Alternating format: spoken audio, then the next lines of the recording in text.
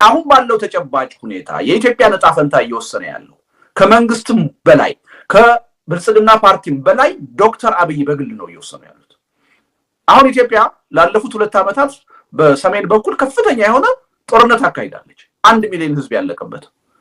ወደዛ ጦርነት ለመግባት ውሳኔ የተሰጠው በኢትዮጵያ ፓርላማ አይደለም፣ በብልጽግና ፓርቲ አይደለም። እሳቸው ናቸው አንድ ሌሊት ላይ ብቅ ብለው በፌስቡክ ያወጁት። የፓርቲን ስልጣን መብት ቀምተውታል ዶክተር አብይ። አሁን ዶክተር አብይ የሚወስናቸው ውሳኔዎች በፓርቲው የውሳኔ አሰጣጥ ደንብ መሰረት የሚወሰኑ አይደለም። ብቻቸውን ነው የሚወስኑት። ማንኛውንም ከትልቅ እስከ ትንሽ ነገር የመንግስትን መዋቅርም አማክረው አይደለም የሚወስኑት፣ ብቻቸውን ነው የሚወስኑት። በጣም ትልልቅ የሚባሉ አገራዊ ጉዳዮችን በጠቅላይ ሚኒስትሩ የሥራ ድርሻ ከተዘረዘረው አግባብና አካሄድ ውጪ ብቻቸውን ነው የሚወስኑት።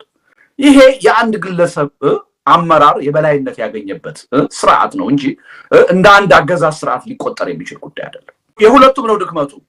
እሳቸው መሪዎች ቆይ አይደለም ልጨርስ። የሁለቱም ነው ድክመቱ። እሳቸው ጠቅላይ ሚኒስትር ሆነው ተመርጠዋል። በህገ መንግስቱ የጠቅላይ ሚኒስትር የሥራ ድርሻ አለ። እሱን አክብረው እሱን ጠብቀው መስራት ሲገባቸው ከዛ ውጭ ነው እየሰሩ ያሉት። ስለዚህ ኃላፊነታቸውን አልተወጡም እንደ ጠቅላይ ሚኒስትር ማለት ነው። ሁለተኛ እሳቸውን የመምረጥና ከስልጣን የማውረድ መብት ደግሞ ያለው ብልጽግና ፓርቲ ነው። ኃላፊነታቸውን በአግባቡ መወጣት ሳይችሉ ሲቀሩ የራሱን የብልጽግና ፓርቲን ስልጣን ሲጋፉ ይሄን ሊያደርጉ አይችሉም ብሎ ማስተካከል ያለበት እሱ ነው። እሱም ኃላፊነት አለበት። እሱም ኃላፊነቱን አልተወጣም። ስለዚህ ተጠያቂነቱ የአንዱ አካል ብቻ አይደለም የሁለቱም ነው። ግን ንግግር ያወጁት ከዚህ በላይ ከባድና ትልቅ ነገር የለም። ከፕሬዝዳንት ኢሳያስ ጋር አዲስ ግንኙነት ተጀምሯል። የሁለት ሀገር ግንኙነት ነው ብለን ነበር መጀመሪያ የወሰነው። ነገር ግን የግንኙነቱ ስምምነት ምን እንደሆነ ማንም ሰው አያውቅም ከዶክተር አብይ በስተቀር። ምክትል ጠቅላይ ሚኒስትሩ አያውቁም፣ የውጭ ጉዳይ ሚኒስትሩ አያውቁም። ስለዚህ አሁን የሀገሪቱን ዕጣ ፈንታ እየወሰኑ ያሉት በተሳሳተ አቅጣጫ እየመሩ ያሉት ሁለቱም ናቸው። ከሁለቱ ደግሞ የወሳኝነት ሚና ያለው ጠቅላይ ሚኒስትሩ። አሁን ብልጽግና ፓርቲ እንደ ፓርቲ እሳቸው የሚወስኑትን ውሳኔ ተከትሎ ያስፈጽማል እንጂ የወሳኝነት ሚናውን አሳልፎ ሰጥቷል፣ ተማርኳል። ስለዚህ በእንዲህ አይነቱ መሪ ላይ ትኩረት አድርጎ መታገል እጅግ አስፈላጊ ነገር። ዝም ብሎ አንድ ግለሰብ ናቸውና ችግሩ የስርዓት ነው ማለት አንችልም። ስርዓቱ ራሱ በእሳቸው ተነጥፏል፣ እንዲኮላሽ ተደርጓል። ስርዓቱ እንደ ስርዓት በህግ እየወሰነ አይደለም የሚሰራው። ስልጣኑ ስርዓት ሆኗል ራሱ ከፓርቲ ጋር እኮ። ስለዚህ አብይና በጣም ጥቂት የሆኑ የራሱን ክሊኮች ይዞ ስርዓት ሆኗል። ስለዚህ ያንን ክሊክና ራሱን ክሊኩ ራሱ አብይን ፓርቲ ሆኗል ካል ወይ ደግሞ ስርዓት ሆኗል ካል ያን ተክቷል። ያንን ነው ለምሳሌ እኮ አሁን ፓርላማን ወሰደው አይደል እንዴ? አንዱ ጠቅላይ ሚኒስትሩን እኮ በፓርቲው አቅራቢነት የሚመርጠውና የሚያጸድቀው ፓርላማ ነው አይደል እንዴ? የሀገሪቱን በጀት መቀመር ያለበት ማጽደቅ ያለበት ፓርላማ ነው። ጠቅላይ ሚኒስትር እኮ አብይ በፓርላማው ፊት ተቀምጠው አለቃቸው ነው፣ ፓርላማ የመረጣቸው ነው።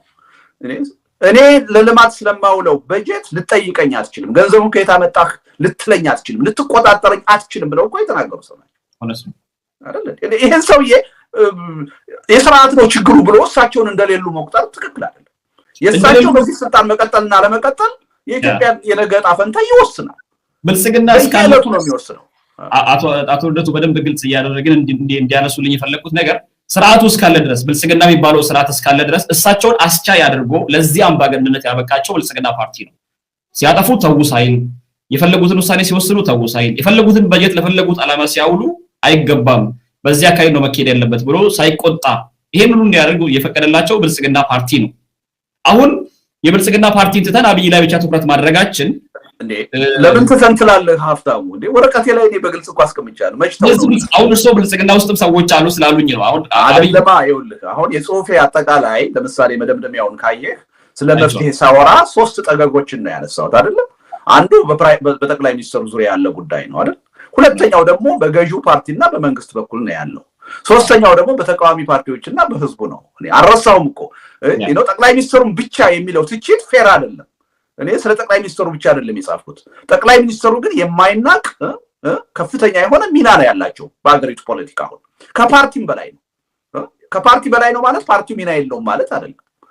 ፓርቲውም ደግሞ ኃላፊነቱን በአግባቡ ስላልተወጣም ነው ሰውየው በዚህ ደረጃ ከህዝብ ጥቅምና ፍላጎት ውጪ መረን የተለቀቁት ፓርቲውና መንግስት ኃላፊነቱን በአግባቡ መወጣት ስላልቻለ። ዞሮ ዞሮ ግን የሀገሪቱ ዕጣ ፈንታ አሁን በዋናነት እየተወሰነ ያለው በዚህ ግለሰብ መሪ ነው። ስለዚህ ይሄን ጉዳይ ዝም ብለን ልንተው አንችልም። በብቸኝነት አንስቼው ከሆነ አሁን የምትለው አይነት ትችት ሊነሳ ይችላል። እንዴት እሳቸው ብቻ ቢለወጡ የሀገሪቱ ችግር ይፈታል ብለህ ነው ወይ ብሎ አንድ ሰው ቢጠይቀኝ ተገቢ ነው የሚሆነው። እኔ ግን አላምንም። እሳቸው ብቻ ስለተለወጡ ከስልጣን ስለወረዱ የሀገሪቱ ችግር ይፈታል ብዬ አላምንም። ወረቀቴም ላይ ይሄን በደንብ ግልጽ አድርጌያለሁ። ግን አንድ ጥያቄ ልጠይቅ። እኔ ዶክተር ትናንትም ብየዋለሁኝ። ዶክተር ጸጋዬ ብዙ ጊዜ ካንተም ጋር ውይይት ሲያደርጉ ተከታትያቸዋለሁ። በተለያዩ መገናኛ ብዙሃን ውይይት ሲያደርጉ በደንብ ተከታትያለሁ። እኔ እስከሚገባኝ ድረስ ዶክተር አብይ ምን ያህል ከስርዓት ውጪ የሚሰሩ አምባገነን መሪ እንደሆኑ፣ ቁልፍ የሀገሪቱ የፖለቲካ ችግር መገለጫ እንደሆኑ ሲናገሩ ነው የማውቀው። የለውጥ ሂደቱን ያከሸፉት እሳቸው እንደሆኑ፣ አምባገነን እንደሆኑ፣ ከህግ ውጪ የሚሄዱ መሪ እንደሆኑ አድርገው ሲናገሩ ነው የሰማሁት። እንዴ ዛሬ እኔ ወረቀት ስላወጣሁኝ ለምን ይሄ ጉዳይ ይለወጣል? እንደውም ማድነቅ ነው የነበረባቸው፣ መደገፍ ነው የነበረባቸው ይሄን አስተሳሰብ። ምክንያቱም ይሄ የኔ አስተሳሰብ ብቻ ነው ብዬ አላምንም። አልታቸው ሲያነሱት የነበረው አስተሳሰብ የእርሶን ወረቀት ወይ ደግሞ የእርሶን ጽሁፍ ምንም ህጸጽ ያወጡለት ወይ ደግሞ አብይ ለምን ይተቻል ያሉበት ነገር የለም። በግልጽ አሁን ለእርሶን በደንብ ግልጽ ላድርግሎት። እርሳቸው ያሉት ብልጽግና ፓርቲም ሆነ አብይ አንድ ላይ ነው መወገድ ያለባቸው። መታገል ያለብን ብልጽግና ፓርቲ የትኛው ፓርቲ ይተካል የሚለው ነው እንጂ ስለ አይተከይነት ወይ ደግሞ ስለ የአብይን ቦታ የሚወስደው ወይ ደግሞ ቀጣዩ ጠቅላይ ሚኒስትር ወይ ደግሞ ቀጣዩ የሀገሪቱ መሪ ማን ይሆናል የሚለው ላይ አይደለም ጭንቀታችን መሆን ያለበት። ሀገሪቱ በርካታ ሰዎች አሏት፣ እጃችንን ዘርግተን የሚለውን ማምጣት እንችላለን። ይሄ አያስጨንቀንም። ፓርቲውና አብይ አህመድ ግን አንድ ላይ መወገድ አለባቸው። ይሄንን ለአይተከይነት ብሎ የሐሳብ መደራደሪያ ወይ ደግሞ መከራከሪያ ሐሳብ መሆን የለበትም። በግልጽ አብይ አህመድ የኢትዮጵያ ችግርና ጠላት ነው መወገድ አለበት የሚል አቋም መያዝ አለባቸው ከሚል ኮንሰፕት ነው ያን ነገር ያነሱት። እሱ ላይ ከመጣ ልዩነት ሊኖረን ይችላል። በእኔ በኩል ለምሳሌ ብልጽግና ፓርቲን ብንወስድ መወገድ አለበት የሚል እምነት የለኝም። አመለካከቱ፣ አሰራሩ መስተካከል አለበት። እዛ ውስጥ ጥፋት ያጠፉ ወንጀል የፈጸሙ ሰዎች ተጠያቂ መሆን አለባቸው። ግን የወደፊቷ ኢትዮጵያ የፖለቲካ ችግር የመፍትሄ አካል አድርገን ራሱ ብልጽግና ፓርቲን ማየት አለብን ብዬ ነው ማምነው። ለምን ብልጽግና ፓርቲ እንዲህ የጥቂት ግለሰቦች ድርጅት አይደለም። 12 ሚሊዮን የሚገመት አባላት ያሉት ግዙፍ ድርጅት ነው። ቀላል የኢትዮጵያን ሪያሊቲ ካየን ደግሞ ብዙ ሰዎች የገዢ ፓርቲ አባል የሚሆኑት ፓርቲውን ስለወደዱ አይደለም፣ ወይም በፓርቲው ርዕዮተ ዓለም ስላመኑ ብቻ አይደለም። ትልቁ ስራ ቀጣሪ እንጀራ ፈጣሪ ተቋም መንግስት ስለሆነ ነው፣ ገዢ ፓርቲ ስለሆነ ነው። ስለዚህ ይሄ ሁሉ ኃይል የተሳሳተ መስመር ይዞ እነ ዶክተር አብይን ለመደገፍ ብሎ የገባ ኃይል አድርገን ልናየው አንችልም። ስለዚህ ይሄን ግዙፍ ኃይል የሀገሪቱ የመፍትሄ አካል አድርገን ማየት ጠቃሚ ነው ብዬ አምናለሁ። አንድ ሁለተኛ ተቃዋሚው ጎራ አሁን በሚባለው መልኩ ማለት ነው ጠቅላይ ሚኒስትሩም ገዢውንም ፓርቲ መንግስትንም አስወግዶ የተሻለ አማራጭ ሆኖ ለመቅረብ አልተዘጋጀም። ይሄን እውነታም መቀበል አለብን። አልተዘጋጀንም። እኛም ራሳችን 31 ዓመት ታግለን ለኢትዮጵያ ሕዝብ ጠንካራ አማራጭ ሆነን አልተገኘንም። ጠንካራ አማራጭ ሆነን ተገኝተን ቢሆን ኖሮ አንድ መንግስት በውስጡ መሪዎችን እየቀያየረ 31 ዓመት ሙሉ ሲገዛን ዝም ብለን ልንቀበል አንችልም ነበር። በህዝብ ትግል ወደደም ጠላም እንለውጠው ነበር። ይሄን ማድረግ አልቻልንም። ያልቻልነው ዝግጁ ሆነን ስላልተገኘን፣ ይሄንም ታሳቢ ማድረግ አለብን። እኛ ዝግጁ ሆነን ባልተገኘንበት ሁኔታ ይሄን ግዙፍ የሆነ ፓርቲ፣ ይሄን ግዙፍ የሆነ የመንግስት መዋቅር፣ ስለ መንግስት መዋቅር ስናነሳ ስለ ጸጥታ መዋቅሩ ነው የምናነሳው፣ ስለ ቢሮክራሲው ነው የምናነሳው። ይሄ ደግሞ ራሱ በሚሊዮን የሚቆጠሩ ማህበረሰብን በውስጡ የያዘ ነው። ትልቅ ማሽነሪ ነው። ቀላል ነገር አይደለም። የስቴቱ አካል ነው። ስለዚህ እነዚህን ሁሉ ዳምፕ አድርገን ለውጥ እናምጣ የሚለውን አስተሳሰብ ያልደግፍ የመፍትሄው አካል አድርገን እንያቸው። ይሄን ስል ግን ብቸኛ መፍትሄ ነው እያልኩ አይደለም። ላይለው ካለፈ ታሪካቸው እንደምንረዳው እነዚህ መዋቅሮች ተለውጠው የህዝብ ወገን ሆነው ለውጥ ያመጣል የሚል ሙሉ ትምምን የለኝ። ዋናው መተማመኛችንም ይሄ መሆን የለበትም። ወረቀቴ ላይ እንደገለጽኩት ዋናው መተማመኛችን የተቃዋሚ ጎራ መጠናከርና የህዝቡ ትግል መሆን ያለበት እሱ ተገቢ ነው። አሁን ግን ብልጽግና ፓርቲ በነበረበት በዚህ 4 እና 5 ዓመት ይሁን እሱም በተቃዋሚነት ትልቅ ሚና በመጫወቱበት የኢህአዴጉ ዘመን ላይ ሲቀያየሩ ነበር። እውነት ነው። አንድ ፓርቲ ሰዎችን እየቀያየረ እንደፈለገ ሲመራ ነበር የነበረው። ይሄ ከኛ ድክመት ነው ብለውኛል።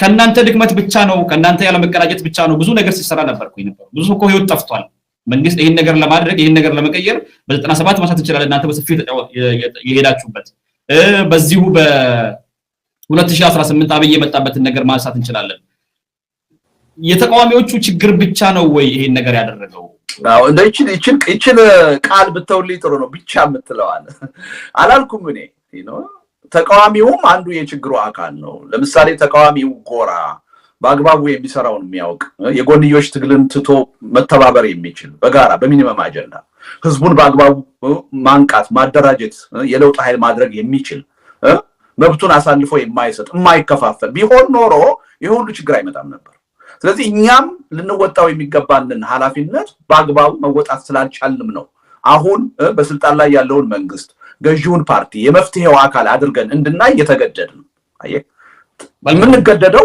በራሳችንም ድክመት ነው ይሄን ታሳቢ እናድርግ ነው እንጂ ችግሩ የተፈጠረው በተቃዋሚ ፓርቲዎች ብቻ ነው አላልኩምና ብቻ የምትለዋን ቃል እኔ ብዙም ተጠቅሜባት አላውቅም ሁላችንም የማይተካ የራሳችን ጥፋት አለን ድርሻ አለን ነው እያልኩ ያለሁት መልካም እንግዲህ ወደ ቀጣይ ራሳችን እንለፍ እንግዲህ በዚህ ጉዳይ ላይ መከራከር የሚፈልጉ ሰዎች ካሉ እርሶ ዝግጁ እንደሆኑ ነግረውኛል ሌሎች ሰዎች ጋር ቀርበው ማነጋገር እንችላለን በቀጣይ ማሳት የምፈልገው የኢትዮጵያ ኦርቶዶክስ ተዋሕዶ ቤተክርስቲያን ውስጥ የተፈጠረውን ችግር የፖለቲካ መልክ ቀይሮታል ወይ ደግሞ አሁን ያለውን የፖለቲካ መልክ ቀይሮታል ብዙ ነገር እንድንመለከት አድርጓል የሚል ነገርም በጽሁፎት ውስጥ አይቻለሁ ይሄ የተቀየረው የፖለቲካ መልክ ወይ ደግሞ እዛ ውስጥ የነበረው የህዝብ እንቅስቃሴና የነበረው አንድነት አኩራፊ ፖለቲከኞች ተጠቀሙበት እንጂ የቤተክርስቲያን ጉዳይ አይደለም የሚሉ ሰዎች አሉ አኩራፊ እና ለምትለይ በሚሊዮን የሚቆጠር ህዝብ በዛ ደረጃ በአገር ውስጥ በአዲስ አበባ በተለያዩ የክፍለ ሀገር ከተሞች በውጭ ሀገር የተሰለፈው አሁን የምትለው ኃይል ነው አይደለም ሃይማኖቴ ተነካች ብሎ ያመነ ምዕመን ነው በዛ ደረጃ የተንቀሳቀሰው በዛ ግርግር በዛ ሂደት ውስጥ የራሳቸውን የፖለቲካ አጀንዳ ለማራመድ በጣም ጠባብ ጥቅምን መሰረት አድርገው የሚንቀሳቀሱ ኃይሎች የሉም ልልህ አልችልም ይኖራል አኩራፊዎች ያን ሁኔታ አልተጠቀሙበትም በዛ ሰበብ አኩራፊዎች ራሳቸውን ከዶክተር አብይ አልነጠሉም ልልህ አልችልም አይተናል ግን የተጠራቀመ ነገር ነበር ከዛም በፊት በተለይ ወረቀቴም ላይ በደንብ ገልጬዋለሁ ከነ አቦይ ስብዓት መፈታት ጀምሮ ሲፍረከረክ የነበረ ነገር አለ ኋላ ደግሞ የሰላም ስምምነት ሲፈረምና ጦርነቱ ሲቆም ከዶክተር አብይ ለመነጠል ሲንደረደር የነበረ ኃይል አለ ስለዚህ በቤተክርስቲያኗ ላይ የመጣው ችግር የመንግስት ጣልቃ ገብነት የነበረበት ስለሆነ ለዚህ ኃይል አንድ ሰበብ ሆኖ አገልግሏል አንድ ምክንያት ሆኖ አገልግሏል መልካም የቤተክርስቲያን ጉዳይ ከሆነ አሁን እንግዲህ ግልጽ እያደረግን በዚህ ጉዳይ ላይ ሰፊ እናደርጋለን ባለፈው ካቶ በቀለ ጋር ሲከራከሩ ያውለታችሁ ተከራከሩ ስለነበር ደግሞ ስለነበር እኔ አከራካሪ ሐሳቦችን ማንሳት አልፈለኩም እርስ በርስ መልስ ሲሰጡ ስለነበር የቤተክርስቲያን ጉዳይን ካነሳን የቤተክርስቲያን ጉዳይ ከሆነ እምነቴ ተነካ ብሎ በዚህ በሚሊዮን ወጣ የምትሉት ህዝብ ካለ ትግራይ ላይ እኮ ከዛ ይባሰ ነገር ተደርጓል ምዕመናን ተገድለዋል ቤተክርስቲያን አይደረግ ነገሮች ተደርገውባታል በቃ የዛን ጊዜ የት ነበር ይሄ ሰው አሁን ዛሬ ወጥቶ እንደዚህ የሚቀውጥ ህዝብ የዛን ጊዜ ምንም አልተናገረም እንዲያውም ፓትርያርኩ ወጥቶ ሲናገሩ ፓትርያርኩን እኮ የጁንታው ቃል አቀባይ የጁንታው ጀነራል ሲል ነበር ነው ከሲኖዶሱ ዋና ጸሐፊ ጀምሮ ይሄንን ነገር ሲቃወሙት ነበር የነበረው ታዲያ ዛሬ ምን መጣ የፖለቲካ ጉዳይ ካልሆነ ያኩራፊ ቡድን ካልሆነ የት ነበር የዛን ጊዜ ይሄ ኃይል አንደኛ ይሄ ኃይል የምትለው ለይተን ማየት አለብን አሁን አንተ ያልከውን ነገር ያደረጉ ሰዎች እንዳሉ አውቃለሁ የፖለቲካ ኃይሎች እንዳሉ ኢቭን ሲኖዶስ ውስጥ የማይገባቸውን የፖለቲካ አቋም ይዘው የጦርነት ደጋፊ የሆኑ የጦርነት ቀስቃሽ የሆኑ ሰዎች እንዳሉ አውቃለሁ ይሄ ጉዳይ ግን የሃይማኖት ጉዳይ ነው የሃይማኖቱ ጉዳይ ደግሞ የሚሊዮኖች ጉዳይ ነው አሁን ቁጥር መጥቀስ ስለማንፈልግ ነው የብዙ ሚሊዮኖች ጉዳይ ነው የብዙ ሚሊዮኖች ጉዳይ ስለሆነ ነው በዛ ደረጃ ህዝብን ሲያንቀሳቅስ ያየነው በጣም በከፍተኛ ደረጃ በፖለቲካ እንቅስቃሴ ያላየነው ሁኔታ ነው ያየነው የኦርቶዶክስ ጉዳይ ሲነካ የተፈጠረው ሁኔታ ምንም ዜጎች ንጹህ ዜጎች ምንም የፖለቲካ ተሳትፎ ኖራቸው የማያውቁ በብሔር ብቻ የተወሰነ ነገር አይደለም ከአብዛኛው ብሔሮች ብዙ ሰዎች እንዳውም አንዳንድ ጊዜ ከሃይማኖቱም ባለፈ ማለት ነው የመንግስትን ጣልቃ ገብነት አይናውጣነት በደንብ በማየት አደገኝነቱን በመረዳት ኢቭን ከሙስሊም ህብረተሰብ ከፕሮቴስታንት ህብረተሰብ ጭምር ድጋፍ ያሳዩበት እንቅስቃሴ ነው ይሄን የጥቂቶች እነዛ የጥፋተኞቹ ጉዳይ አድርጎ ማየት ስህተት ነው በመጀመሪያ ደረጃ አንድ። ሁለተኛ ኦኬ ትናንት ስህተት ተሰራ እንበል አይደለም፣ ያን የተሰራ ስህተት በስህተትነቱ ማውገዝ ተገቢ ነገር ነው። አንድ አካል ትናንትና ለከሌ መብት ተቆርቋሪ አልነበርክምና ዛሬ ያንተ መብት ሲደፈር ግዴለኝም ልንል አንችልም። ጥፋት በጥፋት ሊታረም አይችልም። አንዱ ግን መተማመን ያለብን ጉዳይ በዚህ የቤተ ክርስቲያን ጉዳይ መንግስት ጣልቃ ገብቷል ወይስ አልገባም? ይሄን ጣልቃ ገብነት መቃወም ምንም ቅድመ ሁኔታ ያስፈልገው፣ ምንም ምክንያት ያስፈልገው። አንተ እንዳልከው በኢትዮጵያ ኦርቶዶክስ ሲኖዶስ ውስጥ ያሉ ሰዎች በጦርነቱ ወቅት ያሳዩትን አቋም አጥብቄ እቃወማለሁ፣ አወግዛለሁ። አሁንም እኮ ይሄንን ነገር እየመሩ ያሉት እነሱ ናቸው። አቶ ልደቱ እነዚህ ሰዎች ግለሰቦች፣ ጥቂት ግለሰቦች ናቸው። አጠቃላይ ቤተክርስቲያኗን የሚወክሉ ሰዎች አይደሉም። ቤተክርስቲያኗን የሺህ ዘመን ታሪክ ያላት ናት። የሺህ ዘመን ህልውና ያላት ናት። በብዙ 10 ሚሊዮኖች የሚቆጠር ምዕመናን ያላት ናት። እዛ ውስጥ የተወሰኑ ሰዎች አጥፍተዋልና በቤተክርስቲያኗ ጉዳይ የሚፈጸመው ችግር ሁሉ ምንም ችግር አይደለም ብለን ልንል አንችልም። ትክክል ነው። ስህተት ይሄ ነው። ትክክል ነው። እርሶ እያሉ ያሉኝ ነገር ትክክል ነው። ግን መካድ ያሌለብን ነገር ፓትርያርኩ ወጥቶ ይሄ ነገር ተገቢ አይደለም ብሎ በተናገሩበት ሰዓት የፓትርያርኩ አቋም እንጂ የሲኖዶሱ ጉዳይ አይደለም አይመለከተንም ብሎ የተናገረ ግለሰብ ነው ዛሬም ወጥቶ ይሄንን ነገር እሱን ማውገዝ ተገቢ ነው። ያ ትክክል አይደለም፣ ትክክል አለመሆኑን ማውገዝ ከሁላችንም ይጠበቃል። ማውገዝ አለብን። አኩርፏል ማለት አንችልም ወይ ይሄ ግለሰብ? አሁን እኔ ስለ ግለሰቦቹ አይደለም የማወራው። ግለሰብ ነው አይነ ያዳምጠኝ። መንግስት በእነዚህ ግለሰቦች ጉዳይ ብቻ ያነጣጠረ ችግር ቢሆን የፈጠረው እኔ ዛሬ ተከራካሪ ላልሆን እችላለሁ። ገብቶሃል አይደለም እንዴ? መንግስት በሃይማኖት ጉዳይ ነው ጣልቃ የገባው። ሃይማኖቱ ደግሞ የብዙ 10 ሚሊዮኖች ጉዳይ ነው። መንግስት ደግሞ ህግን ጥሶ ነው በሃይማኖት ጉዳይ ጣልቃ እየገባ ያለው። ይሄን ጣልቃ ገብነት መቃወም ከሁላችንም ይጠበቃል። ኢትስ አንፌር። በእናንተ በኩል አንተም በዛ ጉዳይ ላይ የእንትኑ የሲኖዶሱ ተቃዋሚ እንደሆናችሁ አይቻለሁ። ከዛ ተነጥሎ የወጣውን ኃይል ነው ስደግፉ የነበረው። በጣም ትልቅ ስህተት ነው። መርህን ያልተከተለ አቋም ነው ይሄ። አገላልጠን መከራከር እንችላለን።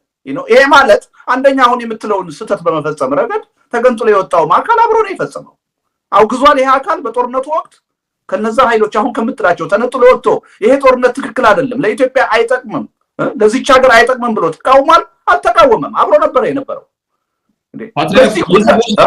አቶ ልደቱ አሁን በደንብ ግልጽ ማድረግ ያለብን ነገር እኔ እንደ አንድ የሃይማኖቱም ተከታይ ይሄንን ነገር ስናገሩት በደንብ ነገሮችን እንዲያዩ ፈልጌ ነው።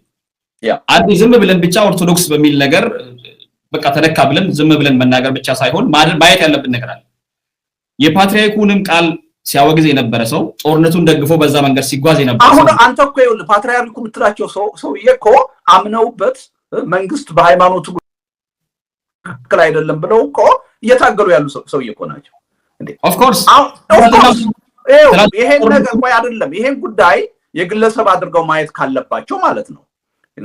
ትናንትና ይሄን ጉዳይ እኔ ይሄን ጦርነት ስቃወም ከኔ ጎን አልቆማችሁም፣ የእናንተ ጉዳይ የኔ አይደለም ብለው መቆም የነበረባቸው እንደውም ፓትርያርኩ ናቸው። ፓትርያርኩ ግን ትልቁን ስዕል በማየት ይሄ ጉዳይ የግለሰቦች ጉዳይ ኢቭን የሲኖዶሱ ጉዳይ ሳይሆን የሃይማኖቷ ጉዳይ መሆኑን በማወቅ ነው ከነዚህ ሰዎች ጋር አብረው የቆሙት። በአሁኑ ወቅት ትልቅ የሆነ ዊዝደም ነው ያሳዩት።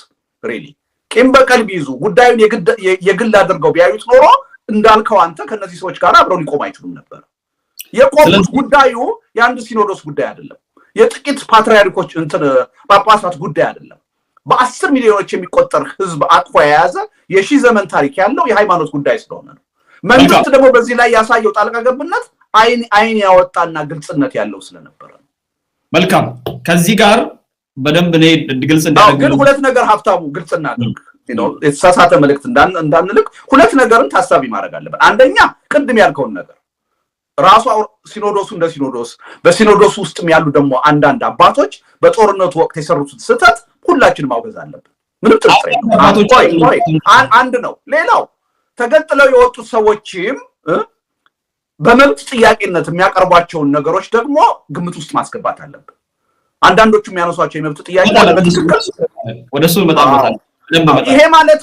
ይሄ ማለት ግን የመንግስትን ህገወጥ ጣልቃ ገብነት በምንም መልኩ ለመደገፍ የሚያስችል ምክንያት አይደለም። አሁን አቶ ልደቱ እኔ በደንብ እንዲያነሱልኝ የፈለኩት በደንብ አሁንም እዛ ቦታ ለመልሶትና አኩራፊ ቡድኖች ብለን እንደ አኩራፊ ቡድኖች ናቸው ይሄን ነገር እየተጠቀሙበት ያለው የሚለውን ነገር በደንብ ግልጽ አድርጎ የሚያሳይ ነገር ላንሳሉት። እኔ ለምን ስለ ቡድን እንኳን አይደለም እየተከራከርኩ ያለሁት ሀብታሙ፣ ይሄ የቡድን ጉዳይ አይደለም። ለዛ ቡድን ተከራካሪ አይደለሁም። የኦርቶዶክስን ጉዳይ ያ አኩራፊ ቡድን የተጠቀመበት የሚል አቋም ስላለ አይደለም። እኔ የኦርቶዶክስ ጉዳይ ማየው በ10 ሚሊዮኖች የሚቆጠር ህዝብ ምዕመናን ጉዳይ ነው። ለዛ ቡድን እኔ ጠበቃ አይደለሁም። መንግስት እነዛን ኃይሎች የፈለገ ነገር ቢያደርግ ለነሱ ጠበቃ ሆኜ የመቆም ፍላጎት የለኝም። ስለዚህ ራሳቸው ናቸው የመንግስትን ጣልቃ ገብነት የጋበዙት ራሱ በማያገባቸው ፖለቲካ ውስጥ እየገቡ ስለነዛ ሰዎች አይደለም እኔ የምቆረቆረው። እኔ ስለ ሃይማኖቷና በውስጧ ስላቀፈችው ምዕመናን ነው። ነፃነት አለው፣ መብት አለው። ጣልቃ ሊገባበት አይገባም። ሃይማኖቷ ልትዳከምበት፣ ልትከፋፈልበት፣ ልትፈርስበት አይገባም። በተለይ ደግሞ መንግስት ነው ይሄን እያደረገ ያለው። ይሄ ስህተት ነው እንጂ እኔ እነዛ ሰዎች ጠበቃ አይደለሁም። ስለዚህ ከነዛ ቡድኖች ከምትላቸው አንፃር ለኔ ጥያቄ ማቅረብህ ጥቅም የለውም። ያ ጥቅም ያለው እኮ እኔ አሁን ከርሶ ጋር ያነሳሁት ሌላኛውን ወገን እንዲመለከተው ስለፈለኩ ነው ይሄን ነገር ማለት ነው። ሌላኛው ወገን አልተቃወመም ብለውኛል። አይደለም ሌላኛውን ወገን ፓትርያርኩን የተቃወመ ቡድን ነው እዛ ቦታ ላይ ተቀምጦ ያለው። ሌላኛው አሁን እርሶ ተገንጥሎ ወጡ የሚሉት ቡድን የኦሮሞን አሁን በሌላኛው አንግል ደግሞ ማለሳለው ጥያቄ አዲስ አበባ ላይ እና ሌሎች ቦታዎች ላይ አማርኛ ተናጋሪዎች የሆኑ ሰዎች ወጥተው በሚሊዮን ተሰለፉት ሁሉ በሚሊዮን ብለውኛል እርሶ ያንኑ ቃል ተጠቀምና በኦሮሚያ ደግሞ በመቶ ሺዎች ሰዎች ወጥተው እነዚህን አዲሶቹን አባቶች በግልጽ እንኳን መጣችሁልኝ ብለው በአደባባይ ሲመለከቱት እንደነበሩ ተቀብለዋል። አንደኛ ማረም ያለብህ ነገር አማራ ብቻ አይደለም የወጣው፣ ትክክል አይደለም። ሌላ አላየንም። በጣም አዝናለሁ። እንዴ ምን ይሉሃል? አሁን ኦሮሞዎች ራሳቸው በዚህ ጉዳይ ላይ ተሳታፊ ሆኑ፣ ኢቭን ሲኖዶስ ውስጥ ያሉ በተለያዩ አካባቢዎች ያሉ እንዴ ቤተክርስቲያናን አናስደፍርም ብለው የህይወት መስዋዕትነት የከፈሉ ኦሮሞዎች ጭምራሉ። ስለዚህ ይሄን የአማራ እንቅስቃሴ አድርጎ ማየት ራሱ የመጀመሪያው ትልቁ ስህተት ይሄ ነው። እኔ ስለማላውቅ ነው አቶ ልደቱ ይሄንን ነገር እኔ ማውቀው ኦሮሞ በአፋ አትገልገል በቋንቋ አትገልገል ብሎ የሚቃወምና ህይወት መስዋዕትነት በጣም አዝናለሁ። እኔ በቋንቋው አይተቀም ብሎ የሚቃወምን ሰው አልደግፍም። እንደዛ የሚልም ሰው አልሰማሁም። በነገር ላይ አሁን የዚህን የመንግስት ጣልቃ ገብነት ተቃውሞ ከቆሙ እንትኖች አባቶች መሃል ኦሮሞዎች አሉ። ታውቅ የለ እንዴ አንተ ራስህ? በድርድሩ ሂደት በውይይቱ ሂደት ተሳታፊ የነበሩት እና አቡነ ሳሙኤል ምንድን ናቸው? አይደሉም እንዴ? ኦሮሞዎች ናቸው ኦሮሞዎች አይደሉም የሚለው ጉዳይ ብቻ ሳይሆን ኦሮሞነት በደንብ ብቻ ሳይሆን አቶ ልደቱ አመለካከት አሁን ይሄ ስማ እናንተ የምትፈልጉትን አመለካከት ሲደግፍ የኦሮሞነት ላይሰንስ የሚሰጠው ሳይደግፍ ሲቀር ኦሮሞነቱ ጥያቄ ውስጥ የሚገባ ከሆነ ሌላ ስህተት ነው። ለጨርስሎት አቶ ልደቱ አዳምጠኝ። በጣም የሚያሳዝን ነገር ነው። ሲዳማው ተቃውሟል፣ ወላይታው ተቃውሟል፣ ጉራጌው ተቃውሟል በዚህ ጉዳይ ላይ ስማ ይሄን ጉዳይ በተቃወሙ ታዋቂ ግለሰቦች አርቲስቶች ግባና ሚሊተሪ ውስጥ ፖሊስ ውስጥ የተቃወሙ ሰዎችን ግባና ደጋፊው አይታይም በብሔር አይደለም በሃይማኖት ደረጃ ነው ይሄ ተቃውሞ። ደጋፊው አይታይም ማለት ነው እንዛ ሚነስም የኦሮሞ ደጋፊ አይታይም ማለት ነው። በኦሮምኛ ቋንቋ ጭምር እየተናገሩ የተቃወሙ ሰዎች አይቻለሁ። ይሄን ለምን ማየት እንደማትችሉ አይገባኝም። እንዴ አይወሎታ ተወለደው አንድ ነገር ልንገሩት። ለምሳሌ ያ አቡነ ናትናኤልን ነገር አንስተውልኛል። አቡነ ናትናኤል አውደ ምህረት ላይ ቆመው የሚኒሊክን ፎቶ ለሚሸለም አንድ መምህር ሚኒሊክን የማይወዱ ሰዎች እዚህ ምን ይሰራሉ ከዚህ ሀገር ይሄዱ አንድ አባት አሁን አንተ የምትለውን ነገር ያድርጉም አያደርጉም ኦሮሞነታቸውን አይቀይረውም። ኦሮሞነት እኮ አዳምጠኝ ጥሩ ነገር በመስራትና ባለመስራት አይደለም የሚወሰነው።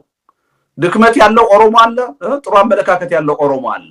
ድክመት ያለው አማራ አለ፣ ጥሩ አመለካከት ያለው አማራ አለ። አመለካከቱ ጥሩ ሲሆን ኦሮሞ፣ ስህተት ሲሆን ኦሮሞ ያልሆነ ብለን መፈረጅ ትልቅ ስህተት ነው። ትልቁ ጥያቄ እዚህ ጋር ነው ያለው አቶ ልደቱ። ለኦሮሞ መብት ተቃዋሚ ወይ ደግሞ የሆነ ህዝብ ከኦሮሞ እንውጣ የሆነ መብት ተቃዋሚ የሆነ ከዛ ማህበረሰብ የወጣ ሰው የዛ ማህበረሰብ አካል ነው ተብሎ ሊወሰድ ይገባል ወይ? እንደዛ ነው ወይ? ምን ጥርጥር አለው? ከዛ ማህበረሰብ ሁሉ አዳምጠኝ። ቆይ ስማ፣ በንጉሱ ጊዜ የንጉሱን ስርዓት ያገለገሉ ኦሮሞዎች የሉም? በደርግ ጊዜ የደርግ ስርዓት አጋርና አካል የነበሩ ኦሮሞዎች የሉም? ያለፈው 27 ዓመት የስርዓቱ አካል የነበሩ አንድ አካልና አምሳል ሆነው ሲሰሩ የነበሩ ኦሮሞዎች የሉም? አሁን ከአብይ ጋር እና እነዚህን ሁሉ ኦሮሞነታቸውን ልትፍቀው ነው? ኦሮሞነታቸውን አይደለም እየፋቅነን ነው። ከኦሮሞ ጥቅም አንፃር ከኦሮሞ በተቃራኒ የቆሙ ሰዎችን ነው እያለ ለሶርሳቸው የሚገባው ካመንክበት ከኦሮሞ ጥቅም አንፃር አልቆሙም ብለህ ወይም ደግሞ የተሳሳተ አመለካከት ይዘዋል ብለህ ልተች ትችላለህ። እንደ ኦሮሞ ማህበረሰብ አላያቸውም ማለት ግን በጣም አንዲሞክራቲክ የሆነ አስተሳሰብ ነው። እኔ እንደ ኦሮሞ አዳምጠኝ። እናንተ ስትቃወሙ እኮ የነበረው አብዛኛው የኦሮሞ ኤሊቶች አም ሶሪ አንተን ማለት አይደለም ማን እናንተ ዜግነት ሰጪና ነሻ ያደረጋችሁ ጥሩ ኢትዮጵያዊ መጥፎ ኢትዮጵያዊ ጥሩ ኦሮሞ ጥሩ ያልሆነ ኦሮሞ እያላችሁ ሌብል እያደረጋችሁ ትበድሉ ነበር እያሉ ነው አይደል የሚጮሁት። አሁን ተመሳሳዩ ነገር እነሱ እያደረጉ ላይሰንስ ሰጪ ሆነዋል። የብሔር ማንነት አዳይ ሆነዋል። አንተ ጥሩ ኦሮሞ ነህ ትክክለኛ ነው አንተ አይደለም የሚባል ነገር የለም። በአስተሳሰብ ልዩነት ማመን አለብን። ኦሮሞ ከፋብሪካ እንደወጣ ሳሙና አንድ አመለካከት ያለው አይደለም። የተለያየ አመለካከት አለው። ቆይ በቤተ ክርስቲያኗ ችግርም የተለያየ አመለካከት ያላቸው የኦሮሞ ተወላጆች አሉ። ሁሉንም ማክበር ያስፈልጋል። እኔ ስማ በዚህ በስብስቡ ውስጥ ያሉ ሰዎች የሚያነሱትን የመብት ጥያቄ አብዛኛውን እጋራለሁ። የማንስማማው በህገወጥ መንገድ ቤተክርስቲያኗን ለማዳከም የሄዱበትን እንቅስቃሴ ነው እንጂ ከመብት አንፃር የሚያነሱትን ጥያቄ እጋራለሁ። እስኪ እነዚህ ሰዎች ይሄን ስላደረጉ አሁን ይሄን ስላደረጉ መጥፎ ኦሮሞዎች ናቸው ልላቸው አልችልም። ወይም ደግሞ ኦርቶዶክስ አይደሉም ልላቸው አልችልም። የተሳሳተ አካሄድ እየተከተሉ ነው ብዬ ልታቻቸው ይችላል። ያንን ካውያ ወይ ደግሞ ያንን ጃኬት ከነሱ ላይ ያወለቀ የለም። ኦሮሞነትን ከነሱ ላይ ቢያወልቅ የለም። ከኦሮሞ ህዝብ ቅድም እኮ እንደ ኦሮሞ ማህበረሰብ ማየት የለብንም ስላልከኝ ነው እኮ ሀብታሙ። እኔ እኮ እያልኩ ያለሁት በሚሊዮን የሚቆጠር ሰው ተሰልፎ ወጥቷል ስላሉኝ ከኦሮሞ ወጥተው እነዚህ አባቶች እዛ ጋር ተቀምጠዋል። ከኦሮሞ ወጥተው ኦሮሞ ግን እርሶ በሚሊዮን ከተማ ላይ ሰዎችን አይተዋል። መላው ኦሮሚያ ግን እነዚህ አባቶች በሚንቀሳቀሱባቸው ቦታዎች ከያቤሎ እስከ ደምቢዶሎ ከወሊሶ እስከ የትም ቦታ ላይ እነዚህ አባቶች በሚንቀሳቀሱባቸው ቦታዎች ከተማ እስኪጠብ ድረስ ሰው ሰላማዊ ሰልፍ ወጥቶ ከከተማ ውጪ ድረስ ወጥቶ እየተቀበላቸው ነው በደስታ ሲቀበል የነበረው። መታየት ያለበት አዲስ አበባ ላይ ጥቁር የለበሰውና ዋሽንግተን ዲሲ ላይ ተጠራርቶ ሰላማዊ ሰልፍ የወጣው ብቻ ነው ወይስ ገጠር ያለው ኦሮሞ እንደ ዜጋ አይቆጠርም? ወይ ደግሞ ኦርቶዶክስነቱን አይቆጠርም አላልኩም። እነሱን የሚቃወመውም ሰው መብቱ መከበር አለበት። መብቱ ነው መቃወም። እነዚህን አባቶች እነሱን የሚደግፈውም ሰው መብቱ ነው መደገፍ ይችላል። ግን ስለደገፈ ትክክል ነው ማለት አይደለም። እናንተ አሁን ደግፋችኋል። ከመብት አንፃር መብታችሁ ነው። ትክክል ግን አይደለም። ትክክል አይደለም የምለው ለምንድን ነው? መርህ ስላልተከተለ ነው። ዶክተር አብይ አህመድ ጣልቃ ገብተው ሃይማኖቷን ለመከፋፈልና ለመቆጣጠር ያደረጉትን ጥረት ነው በተዘዋዋሪ እየደገፋችሁ ያላችሁት። ይህን ደግሞ የደገፋችሁት የአማራ ኤሊትና የኢትዮጵያኒስቱ ኤሊት የዚህ ጉዳይ ተሳታፊ ሆነዋል ብላችሁ ስላመናችሁ ነው። በዚህ ጉዳይ ያ ካልሆነ የመርህ ጉዳይ ከሆነ መንግስት በማንኛውም ሃይማኖት ላይ የሚያደርገውን ጣልቃ ገብነት መቃወም አለባችሁ። መንግስት አይን ያወጣ ያፈጠጠ ጣልቃ ገብነት ነው ያደረገው። ይሄን ስትቃወሙ አላየንም። ይሄ መርህ የለሽነት ነው። ሀብታሙ አሁን የኃይል አስተላለፍ ለውጥ እየመጣ ነው ኢትዮጵያ ውስጥ። በዚህ የኃይል አስተላለፍ ለውጥ ሁለት ችግሮች ናቸው እየታዩ ያሉት። አንዳንዱ ከዶክተር አብይ ራሱ እየነጠለ ያለው እንደገና ሄዶ የባሰ ችግር ውስጥ እየገባ ነው። ከሻዕቢያ ጋር አተባበራለሁ እያለ ደግሞ ኢትዮጵያ ሊያተራምስ ነው። ይሄ ስህተት ነው፣ መርህ የለሽነት ነው። በተመሳሳይ ሁኔታ ደግሞ ኢትዮጵያኒስቱና የአማራ ናሽናሊስቱ ከዶክተር አብይ መነጠሉን ዶክተር አብይን መቃወሙን በማየት ብቻ የዶክተር አብይ ደጋፊ መሆን እየተፈለገ ነው። ብዙ የኦሮሞ ኤሊቶች የዚህ ሰለባ ሲሆኑ እያየን ነው። ስህተት ነው ይሄ። ዶክተር አብይ መመዘን ያለባቸው ከአጠቃላይ የሀገሪቱ ከህዝቡ ጥቅም ነው። ከኦሮሞ ጥቅም አንፃር እቆረቆራለሁም የሚለው መቃወምና መደገፍ ያለበት ከኦሮሞ ህዝብ ጥቅም አንፃር ነው። በጣም በሚያሳዝን ሁኔታ ብዙ ገመና እያየን ነው። አንዳንዶቹ አሁን ጭልጥ ብለው ከፍተኛ የዶክተር አብይ ተቃዋሚ የነበሩ ሰዎች ሳይቀሩ አሁን መቃወም አይፈልጉም አይደለም።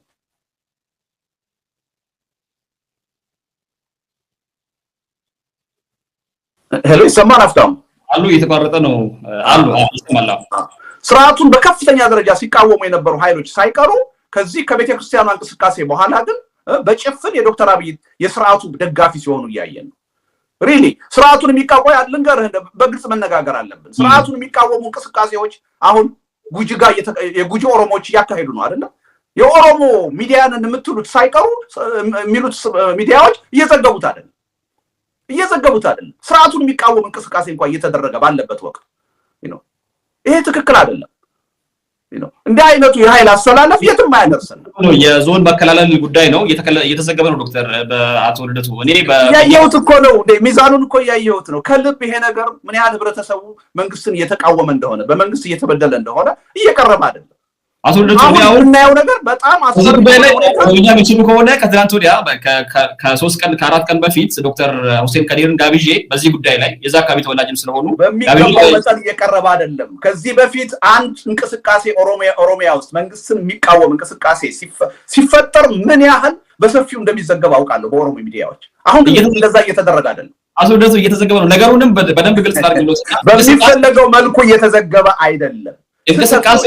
እንቅስቃሴው መንግስትን የሚቃወም ሳይሆን ወረዳ ዞኖች ከአንዱ ዞን ወደ አንዱ ዞን ተቆራርጠው ለምሳሌ ቦረና ውስጥ የነበረው ወረዳ ወደ ባሌ የባሌ ስር የነበረው ወደዛ ይሄን አንቀበልም ነው ያሉት። ህዝቡ እዛ አካባቢ ላይ በቃ እንፈታለን ብሎ በቃ ይሄን ያህል ነው እንጂ መንግስትን የአስተዳደርን ወይ ደግሞ የመልካም ችግርን አይደለም። ያም ስለሆነ ነው። እና አሁን እስቲ ከእውነት እንነጋገር በግልጽነት ሀብታሙ።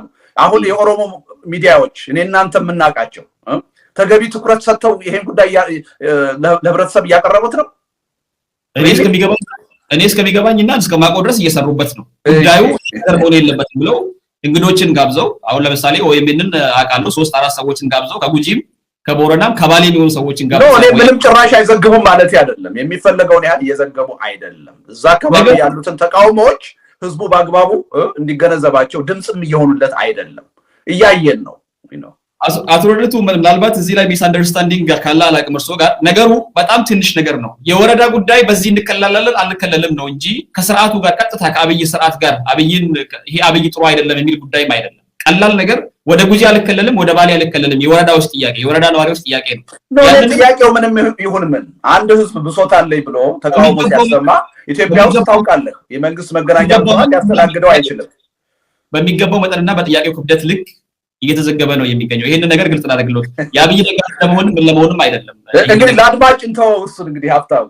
መልካም ኦሮምኛ የሚሰሙ ሰዎች ስላሉ ችግር የለም። እሱን በምን ደረጃ ተዘገበ በምን ደረጃ ተወራበት የሚለውን ነገር በደንብ ማሳት እንችላለን። መንግስት በሃይማኖት ጣልቃ ገብቷል የሚል ነገር ሲያነሱልኝ ነበር የነበረው። በግልጽ እያየን ነው መንግስት ጣልቃ ገብቷል። ጣልቃ ገብቶ ብዙ ነገሮችን ሲያደርግ እንደነበረ ነው። ከዛ ቀደም ግን ቤተክርስቲያን ናት በመንግስት ጣልቃ የገባችው ፖለቲከኞችን እንደምታለች። ከዛ ቀደም ግን ቤተክርስቲያን በመንግስት ጉዳይ ጣልቃ ገብታለች። ቤተክርስቲያን ውስጥ መሳሪያ የሚያከማቹ ሰዎችን ተዋላለችም። ገዳማትን የጦር ማሰልጠኛ ስታደርግ ነበር። አዲስ አበባ ላይም በቅርቡ የታየውን ነገር እናውቃለን። ፖሊስ ራሱ ይዞ አደባባይ ያወጣውን ነገር የጦር መሳሪያዎችን ካሜራዎችን ማሰልጠኛ አድርገው ገዳም ውስጥ ያደርጉ የነበረውን ነገር እናስታውሳለን። ወለጋ ላይ ባለፈው በአማራና በኦሮሞ ማህበረሰብ በተለይም ከአማራ ክልል ተሻግሮ የመጡ ሰዎች አንገት ቆርጠው እንትን በሚሉበት ሰዓት የተፈጠረውን ነገር በግልጽ እርሶ ቼክ ማድረግ ከፈለጉ ክሮስ ቼክ ማድረግ ይችላሉ። ቤተክርስቲያን ውስጥ መሳሪያ ደብቀው ከቤተክርስቲያን ውስጥ ነበር ሲተኮስ የነበረው ወደ ውጪ ወደ ሌላው ማህበረሰብ። ስለዚህ መንግስት በሃይማኖት ጣልቃ መግባት ብቻ ሳይሆን ሃይማኖትን በመንግስት ጣልቃ ገብታለች። እዚህ ጉዳይ ላይ አቶ ልደቱ ምንም ኮሜንት አላደረጉም የሚሉ ሰዎች አሉ። ምን ይላሉ? እኔ አሁን አንተ ጋር ከተገናኘንና ውይይት ከጀመርን ጀምሮ ሳወቅስ አልነበረም። ይኸው ሀብታሙ አንዳንድ የሃይማኖት አባቶች ብቻ አይደሉም። ኢቭን ሲኖዶሱ በዛ ጦርነት ወቅት ያራመደው አቋም ትክክል አይደለም፣ ይሄ መወገዝ አለበት ብዬ ዛሬ አይደለም መናገር የጀመርኩት። ከዛ ጊዜ ጀምሮ እየተናገርኩ ነው። ይኸው ማውገዝ ያለብን ግን ከሁለቱ አንዱን መርጠን አይደለም። ለኛ የፖለቲካ አስተሳሰብ ይቀርበናል የምንለውን ለይተን አይደለም ማውገዝ ያለብን፣ ሁለቱንም ነው ማውገዝ ያለብን። የሃይማኖት ሰዎች ወይም የሃይማኖት ተቋማት በፖለቲካ የሚያደርጉትን ጣልቃ ገብነት መቃወም አለብን፣ ማውገዝ አለብን፣ ተገቢ ነው። በተመሳሳይ ሁኔታ ደግሞ መንግስት የሚያደርገውን ጣልቃ ገብነት በሃይማኖት ጉዳይ ላይ መቃወም አለብን። አሁን ግን ምንድነው እየሆነ ያለው? ሃይማኖቱ በመንግስት ጉዳይ በፖለቲካ ጉዳይ ጣልቃ መግባቱን እናወግዛለን፣ ትክክል ነው እሱ። መንግስት ግን ማድረጉን ያን እንደ ኤክስኪውዝ ቆጥረን ዝም እንላለን። አሁን ያየሁት ገመና ይሄ ነው። ዶክተር አብይ በአደባባይ ወጥተው በሃይማኖቷ ጉዳይ ጣልቃ ሲገቡ እየታየ አንዳንዶቹ የትግራይ ኤሊቶችና የኦሮሞ ኤሊቶች ይሄን ጉዳይ በአደባባይ መቃወም አልፈለጉም። እንደውም እንደ ትክክለኛ ነገር ነው የቆጠሩት። እንደ ትክክለኛ ቆጥረው ሃይማኖቷን ለማዳከም የተጠቀመበትን ኃይል በይፋ በአደባባይ ሲደግፉ ነው የታየው። ይሄ መርህ የለሽነት ነው። ስለዚህ እያልኩ ያለሁት ሁለቱንም ስህተት ነው መቃወም ያለብን። የሚመራን መርህ ከሆነ ስሜት ካልሆነ የሚመራን የተለየ የፖለቲካ አጀንዳ ካልሆነ ሁለቱንም ነው መቃወም ያለብን። እኔ ሁለቱንም ነው መቃወመው። መልካም እንግዲህ ይሄንን ከተቃወሙ መልካም እሱን እቀበሎታለሁ። ለሌሎችም ጥያቄ ለሚያነሱ ሰዎች በዛ እንመልስላቸዋለን። ሃይማኖቷን ለማዳከም ነው እነዚህ የኦሮሚያና ሌሎች ብሔር ብሔረሰቦች ሲኖዶስ ያቋቋሙ ሰዎች ከዛ የወጡት የሚል ነገርም በተደጋጋሚ ሲያነሱ ነበር። ከዚህ ቀደምም አሁንም እያነሱ ነው የሚገኙት በተደጋጋሚ። ሃይማኖት የምትዳከመው ቀኖናው አልተሻረ በራሱ በህገ ቤተክርስቲያኑ በሆነው ነገር ነው ይሄንን ነገር ያደረጉት እነዚህ ሰዎች። እነዚህ አይደለም እንግዲህ በፍትሐ ነገሥት ነው ይሄን ነገር የወሰኑት ብለው እሱንም እንደዛማ እንዳልሆነ እኮ አምነው ተመልሰናል አሉ እኮ አይደል? ችግራችንን እንደገና ተመልሰን እዛ ውስጥ እንፈታለን። ስምምነቱን ነው የምነግርህ። በጎን ምን እየተሰራ ነው ሌላ ጉዳይ ነው። ስላመኑ ነው ስህተት መሆኑን የተመለሱት። ባይሆን ኖሮ ይሄ ጉዳይ በውይይት እኮ አይፈታም ነበር። መጀመሪያ በያዙት መንገድ እኮ ይቀጥሉ ነበር። ይሄን ጉዳይ ሊጠቀምበት የፈለገው መንግስትም እንደማያዋጣው አይቶ ለጊዜው ስልቱን መቀየር አውቆ ነው ወደኋላ የቀለበሰው። ስለዚህ በሃይማኖቱ ህግና ስርዓት ነው የሚለው ስህተት ነው። እኔ እንደውም የምፈልገው በሃይማኖቱና ህግና ስርዓት እንዲሆን ነው። መተው ያለበት ለነሱ ነው። መንግስት እዛ ውስጥ ጣልቃ መግባት የለበትም። አንተ መግባት የለብንም። አሁን አቶ ልደቱ እርሶ መንግስት ጣልቃ ገብቶ ይሄንን ነገር አደረገ እያሉኝ ነው የሚገኙ። ጠቅላይ ሚኒስትሩ ከነዚህ አባቶች ጋር ያደረጉትን ውይይት አይተዋል። በምን መልኩ ከኦሮሞ ተወክሎ እዛ ወይ ደግሞ ከሌሎች ብሔሮች ተወክሎ እዛ የነበሩትን አባቶች ሌብል ሲያደርግ እንደነበረ ለሌሎቹ አፋችሁ ይጣፍጣል ቀኑን ሙሉ ሳዳምጥ ብውል እያለ እዛው መድረክ ላይ እድል እየሰጠ መንግስት ደጋፊ ነው የሚሉት እርሶ ለሌሎቹ ደግሞ አይናገሩ እውነት እዚህ የለችም አፋቸውን ሁሉ ሸብቦ ሲናገር እነዛ አባቶች ምን ሲናገሩ እንደነበረ ያስታውሳሉ። አንደኛው አባት ጫላ እያደረጉብን ነው ብሎ በግልጽ ሲናገሩ፣ አንደኛው አባት የፈለኩትን ነገር ተናግሬ በነፃነት መኖር ነው ፈልገው በዚህች ሀገር በዚህች ዓለም አንድ ሞሎክሴ መኖር ነው ፈልገው ማለት የፈለኩትን ነገር ተናግሬ በሞትም ልሙት ነው። መቼም ሞሎክሴ ህይወት አለኝ ብሎ አይደለም የሚናገረው፣ ያው ሙታነን ብሎ ስለሚያምኑ እኛ ዓለማዊ ነገር ትተናል ብሎ ስለሚያምኑ። ሌላኛውም አባት ከእንግዲህ ሐሳባችንን የማይደመጥ ከሆነ ጡረታ መውጣት ነው ፈልገው ብሎ ነበር ሲናገሩት የነበረው። ሌሎቹ ግን የፈለጉትን ነገር ተናግረው ጭብጨባ ነበር ሲሰጥ የነበረው ከጠቅላይ ሚኒስትሩ፣ ሙገሳ ነበር ሲሰጥ የነበረው ከጠቅላይ ሚኒስትሩ። ስለዚህ መንግስት በጫና ወስዶ የጠፉ በጎችን መልሻለሁ ብሎ እዛ ወስዶ አስታረቀ እንጂ የነዚህ አባቶችን ፍላጎት እንዳልሆነ እኮ በግልጽ የሚታይ ነገር ነው። ሰው ፖለቲከኛ ነው፣ ምን አይነት ጫና ሲደረግ እንደነበረ ያዩ ነው የሚገኙትና መንግስት ራሱ ነው ይሄንን ነገር ያቆመው ማለት ምን ማለት ነው? በዚህ ደረጃ ሀብታሙ የመጀመሪያው መስማማት ያለብን ጠቅላይ ሚኒስትሩ አሁን በምትለው መድረክ ላይ ቁጭ ብለው ግራና ቀኝ አስቀምጠው ማወያየት ማደራደር ራሱ የእሳቸው መብትና ስልጣን አይደለም። ይሄ ራሱ ጣልቃ ገብነት ነው። በቃ ይሄ መወገዝ ያለበት ይሄ ነው። ስህተቱ እዚህ ላይ ነው የመጀመሪያ። ሁለት በጣም ባዝ ነው ሀብታሙ እንዴ ዶክተር አብይ የሚናገሩትንና የሚሰሩትን ቲያትር እዚህ ላይ ለምን ለማመን ፈለግ? በሁለተኛ እኔ ሞኛ አይደለሁም። ዶክተር አብይ ሲተውኑ ነው የነበሩት እዛ መድረክ የፈለጉት ለሁለት ምክንያት ነው ያን መድረክ የፈለጉት። አባቶቹ ልጨርስልህ እንዴ ጠይቀኛል፣ ልጨርስልህ። እኔ ቲያትር ነው የነበረው። ያን ቲያትር አሁን የተረዳህበት መንገድ ስህተት ነው። በዶክተር አብይ ወጥመድ ውስጥ ነው የወደቅከው አንተ። ለምን ዶክተር አብይ ሁለት መልእክት ለማስተላለፍ ነው ያን መድረክ ያዘጋጁት። ከፍተኛ የሆነ ተቃውሞ ተነስቶባቸዋል። ተቃውሞ የተነሳው እርስዎ ጣልቃ ገብተዋል ስለተባሉ ነው። ስለዚህ አንዱ በዛ መድረክ ማስተላለፍ የፈለጉት መልእክት እኔ ጣልቃ አልገባሁም የሚል ነው። ይሄን ደግሞ የበለጠ ለማጠናከር የሞከሩት በምንድን ነው? እንደውም እኔ ካላችሁ ለተገነጠለው ኃይል ሳይሆን ከሲኖዶሱ ለተለየው ኃይል ሳይሆን ለሲኖዶሱ ነው አድሎም አደርገው ብለው ይሄን መልእክት እንድንወስድ ነው የፈለጉት በዛ መድረክ። ይሄ ቲያትር ውስጥ ገብቼ በዚህ ጉዳይ ላይ ከሌለ አድልቷል ልል አልችልም። አም ሶሪ ሀብታሙ፣ የዶክተር አብይ ፕሮፓጋንዳ ሰለባ ነው የሆንከው። ቲያትሩን በደንብ አልገባህም። ቲያትሩ እኔ የአብይ ቲያትር ላይ አይደለም ያሉት። እኔ አባቶቹ ቶታሊ የማስመሰል እንደሚቀርጹ ራሱ ሰዎቹ አያውቁም። ሆን ተብሎ ኮንሰንት ሳይኖር የሰዎቹ የተወያዮቹ ኮንሰንት ራሱ ሳይኖር እንደውም የሥራ ክፍፍል ተደርጎ እናንተ መንግስትን አማሩ፣ እኛ እንደማንደግፋችሁ አሳዩ። ይሄ ድርጅታዊ ስራ ነው። በፓርቲ ውስጥ የሚሰራ ድርጅታዊ ስራ የታየበት ቲያትር ነው። እኔ ስማ ጥርሴን የነቀልኩት በኢትዮጵያ ፖለቲካ ነው። ድርጅታዊ ስራ ምን ማለት እንደሆነ አውቃለሁ። ዶክተር አብይ የሚሰሩትን ቲያትር አንድና ሁለት ቃል ከተናገሩ በኋላ ይገባኛል በደንብ። እኔ አም ሶሪ ሀብታሙ፣ አንተ ይሄን ፖለቲካ በደንብ ትረዳለህ። በዛው ትወድቃለህ እንዴ? ትክክል አይደለም። እኔ የአብይን ድራማ ሳይሆን እያወራለሁ አይደለም። ታዲያ ልክ እንደ ጀኒውን ውይይት ቆጥረህ እንደ ሐቀኛ ውይይት ቆጥረህ ከመቼ ወዲህ ነው ዶክተር አብይ ሐቀኛ ውይይት አድርገው የሚያውቁት? እኔ እያልኩት ያለሁት አቶ ልደቱ በደንብ እንዲረዱኝ እኔ አብይ የሚያወራውንና አብይ የሚናገረውን ነገር አይደለም እየነገርኩት ያለሁት አባቶቹ የሚያንጸባርቁትና ከአፋቸው የሚወጣው አባቶቹ ድራማ ነበር ሲሰሩ የነበሩት የሚለውን የእርሱ ሐሳብ ነው ብዬ ነው መቀበለው እኔ አባቶቹ ከሁለቱም በኩል ድራማ እየሰሩ ነው ብዬ አላልኩም አብይ ድራማ ሊሰራ ይችላል ከዋናው ሴዶስ የነበሩትም ከብሔረሰብ ስታቀርበኝ ልኝ የነበረው አብይ አድሎ ፈጽሞ አንደኛውን እንደዚህ አድርጎ አንደኛውን ደግፎ ሌላኛውን አፍ ያዘጋ ነው እኮ ስትለኝ የነበረው እንደው እውነተኛ ነገር አሁንም እኮ አባቶቹን አይደለም እያልኩ ያለሁት አብይን ነው እያልኩ ያለሁት አንደኛው ነው እኔም እያልኩ ያለሁት እኮ እሱ ነው አብይ እዛ ላይ ካራክተር ነው የነበረው ማስተላለፍ የሚፈልገውን መልእክት ማስተላለፍ ነው የፈለገው ሁለት መልእክት ነው የፈለገው አንዱ ለቃል ገባው የሚል ነው ሁለተኛ ደግሞ ማስተላለፍ የፈለገው ምንድነው ችግር ፈቺ ሆኖ ነው መቅረብ የፈለገው የተፈጠረውን ችግር እኔ አይደለሁም የፈጠርኩት ከተፈጠረ በኋላ ግን እኔ አወያይቼ አደራድሬ ፈታሁት ማለት ነው የፈለገው ይሄን መልእክት ነው ለህዝቡ ማስተላለፍ የፈለገው ትክክል ነው እኮ እኔ አሁን እያልኩት ያለሁት የአብይን ጉዳይ ላይ እኔ ከርሶ ጋር ምንም አይነት የተለየ ነገር የለም ድራማ እየሰራ ነው እንደሱ ከሆነ እንርሳው ያ ውይይት ቲያትር ነው ልክ ብሔራዊ ቲያትር አገር ፍቅር ቲያትር ገብተህ እንደምታየው ቲያትር ወሰደው እኔ አባቶች ድራማ ይሰራሉ ብዬ አላስብም የእርሶን ሐሳብ አክብሬ ወደ ቀጣይ ውይይት ማለፍ እንችላለን በዛን ቋጨው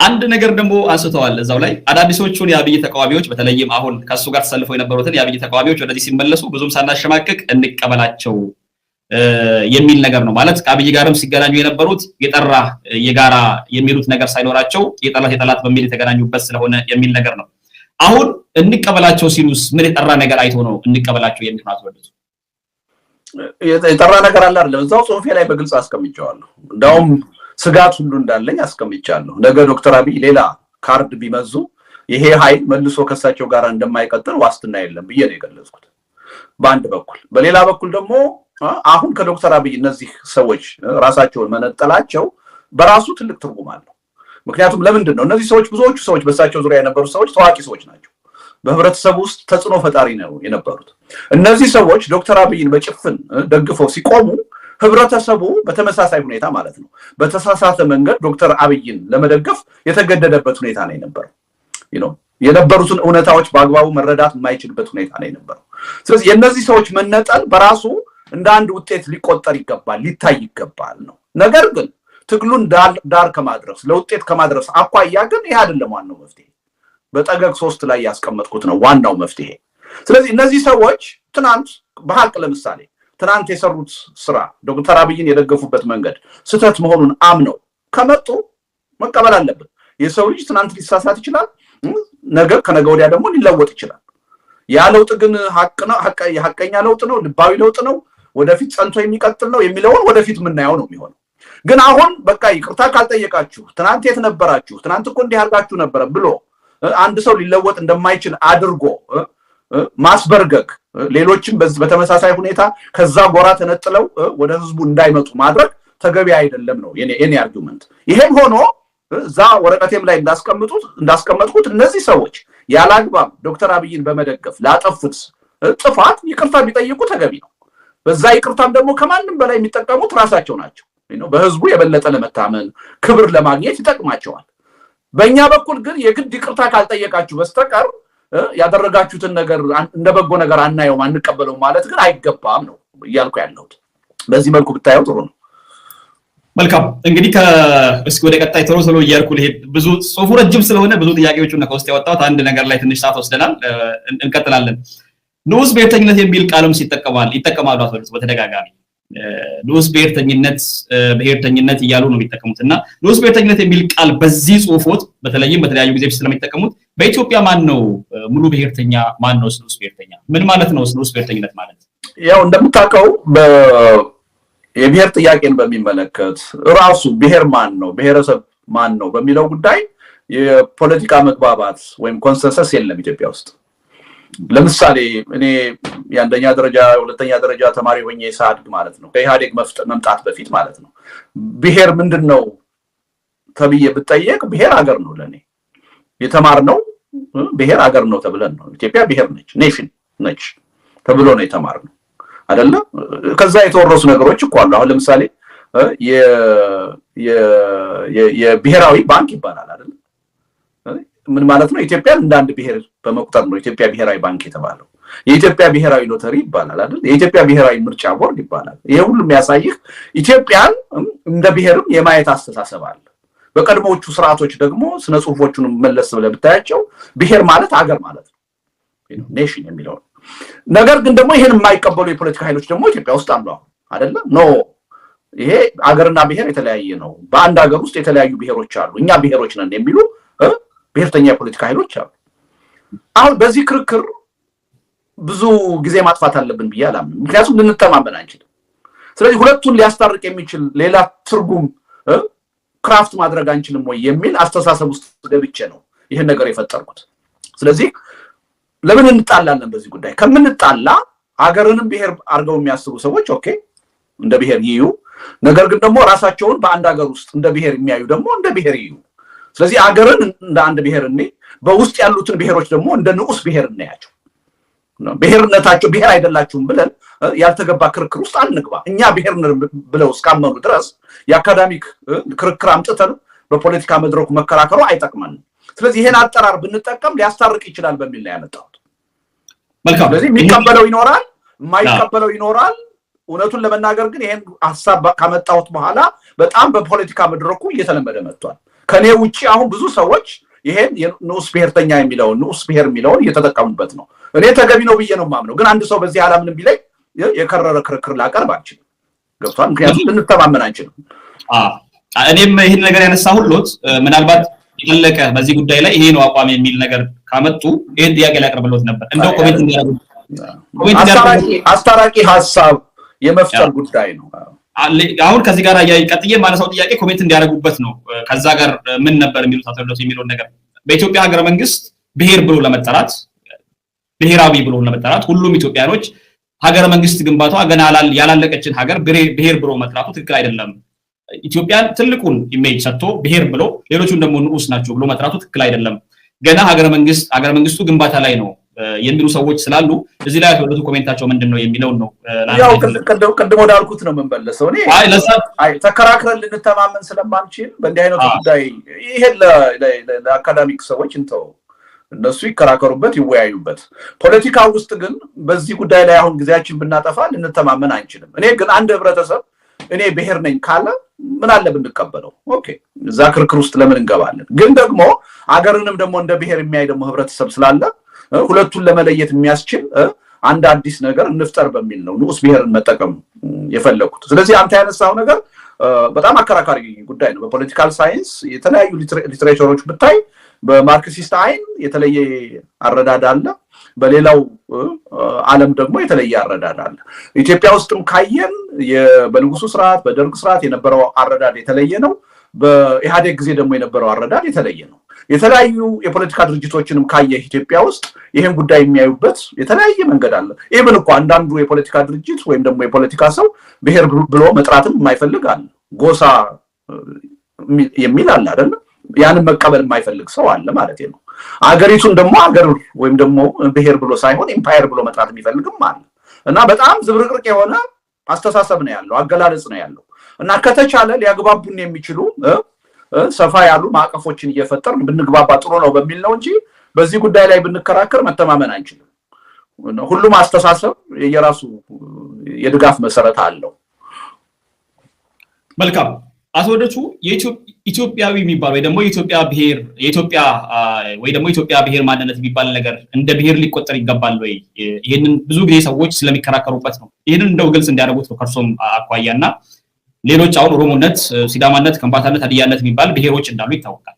የኢትዮጵያ ብሔርተኛ ነው የሚል ሰው እንደ ብሔር ነው ወይ የሚቆጠረው የሚሉ ሰዎች ሐሳብ ያነሳሉና እዚህ ላይ ምንድነው ኮሜንቶት? ያው የኢትዮጵያ ብሔርተኞችን ካየ ኢትዮጵያን እንደ አንድ ብሔር ነው የሚቆጥሩት፣ ምንም ጥርጥር የለውም።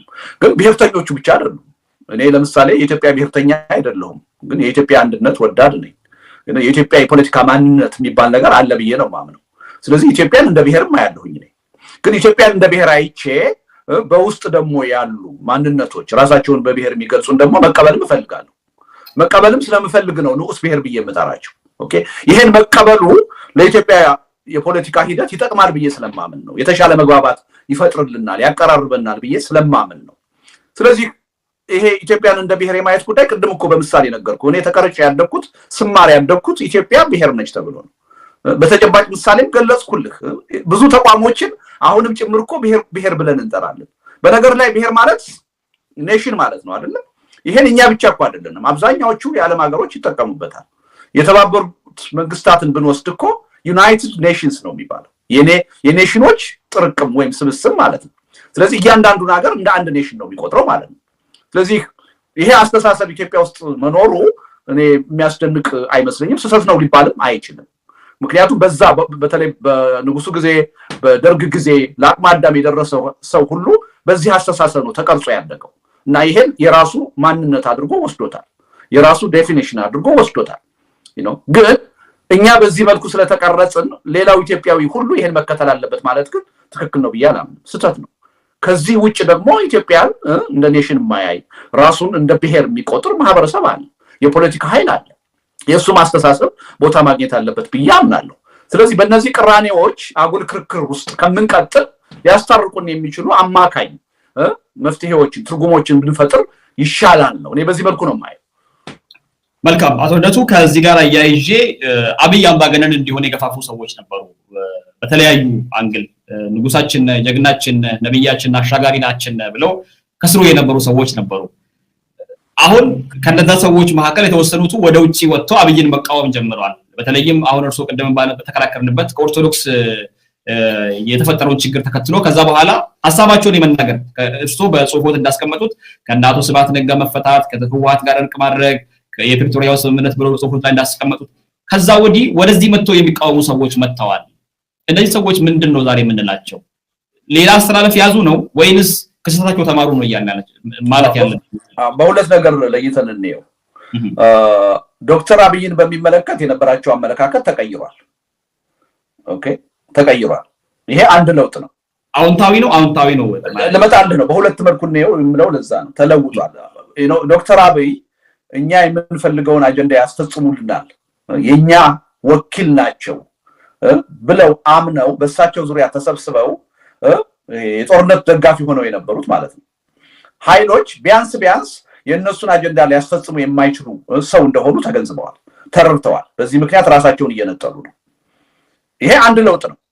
ግን ከሀገርና ከህዝብ ጥቅም አንጻር ካየነው፣ ከወደፊቱ የትግል ውጤት አንጻር ካየነው ብቸኛ በቂ ለውጥ አይደለም። ሁለተኛው ማየት ያለብን ከነዚህ ከሚለወጡት ሰዎች የትኞቹ ያስተሳሰብ ለውጥ አምጥተዋል።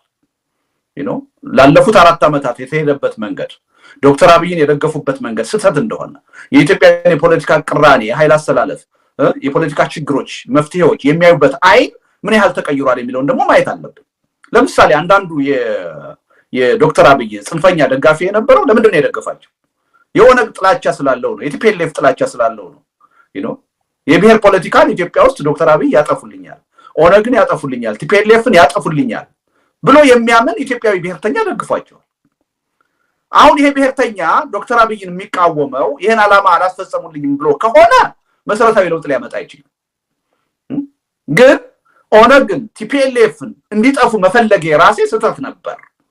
እነዚህ ኃይሎችም የኢትዮጵያ የፖለቲካ መፍትሄ አካል ተደርገው መታየት አለባቸው። በዚህ መልኩ አመለካከቴን ቀይሬያለሁ ካለ ግን ይሄ በጣም በጎ ለውጥ ነው ልንለው እንችላለን። ሁለት አይነት ነው። ስለዚህ እነዚህ ሰዎች ለውጣቸው አስተሳሰባዊ ነው ወይስ ከግለሰቡ አቋም ጋር ብቻ የተያያዘ ነው የሚለውን ወደፊት የምናየው ነው የሚሆነው። ይሄን የማጥራቱ ይሄን ኤክስፕሌን የማድረጉ በርደን እነሱ ላይ የሚወድቅ ነው የሚሆነው። ስለዚህ ያንዳንዳቸውን መጠበቅ አለብን፣ ማየት አለብን። ለዚህ ነው ነገ ዶክተር አብይ ሌላ ካርድ ደግሞ ቢመዙ እነዚህ ሰዎች ቅልብስ ብለው ሊደግፉ ይችላሉ። አሁን እንኳን አውቀናል፣ በተሳሳተ መንገድ ነው የደገፍነው። በዚህ መንገድ ኢትዮጵያ ውስጥ የሚፈታ ችግር የለም። በጦርነት በድርድር ነው የሚፈታው፣ በውይይት ነው የሚፈታው። ህወሓትን የመሰሉ ኦነግን ወይም ደግሞ ኦላን የመሰሉ የፖለቲካ ኃይሎችም በኢትዮጵያ የፖለቲካ መድረክ መስተናገድ አለባቸው። የመፍትሄው አካል አድርገን ልናያቸው ይገባል ካሉ ይሄ በጣም መሰረታዊ የሆነና ጠቃሚ የሆነ ለውጥ ነው። የሚበጅ ለውጥ ነው ብለን ልንወስደው እንችላለን። ስለዚህ የኔ አንዱ ትልቁ ጥያቄ ለነዚህ ሰዎች ያለ ጥያቄ ይሄ ነው። ዶክተር አብይን በሚመለከት ብቻ ነው የአስተሳሰብ ለውጥ ያመጣችሁት ወይስ የኢትዮጵያን አጠቃላይ የፖለቲካ ጉዳይ በሚመለከት ነው? ይሄን ማየት እንፈልጋለን። በዚህ መልኩ ብንረዳው ጥሩ ነው። መልካም ከዚህ ጋር ያይዘን እነዚህ ሰዎች በተለይም ይሄንን ስጠራ በግልጽ የሚታዩ ነገሮችም ስላሉ ነው። ከዚህ ቀደም ከርሶ ጋር በምንወያይበት ጊዜ አንድ ስክሪንሾት አሳይቼዎት ነበር። የአማራ ብሔርተኛ ነን የሚሉት አሁን ከአብይ ጋር በተፋጡበት ማግስት በቀጥታ የአፍሪካ ቀንዱ በጥባጭ ከሆነው ኢሳያስ ጋር ቁርኝነት ፈጥረዋል። ይሄ ጦርነትን ከመናፈቅ ነው የሚሉ ሰዎች አሉ። አብይንም እየተቃወሙ ያሉት ያንን የፈለጉ መጀመሪያ የደገፉበትን መንገድ ስላላሳካላቸው ነው የሚሉ ሰዎች አሉ። አሁንም ደግሞ ከኢሳያስ ጋር እየሄዱ ያሉት ጦርነት ስለሚናፍቁ ነው የሚሉ ሰዎች አሉ። ይሄንን እንደ አንድ ኢትዮጵያዊ ፖለቲከኛ እንደ አንድ አንጋፋን ፖለቲከኛ አሁን ያለውንም ችግር ለመፍታት ጥረት እያደረገ እንዳለ ሰው እንዴት ነው የሚመለከቱት እርሶ? ያው እኮ አሁን ቅድም ከተነጋገርነው ጋር እኮ ተያያዥ ነው ሀፍታሙ።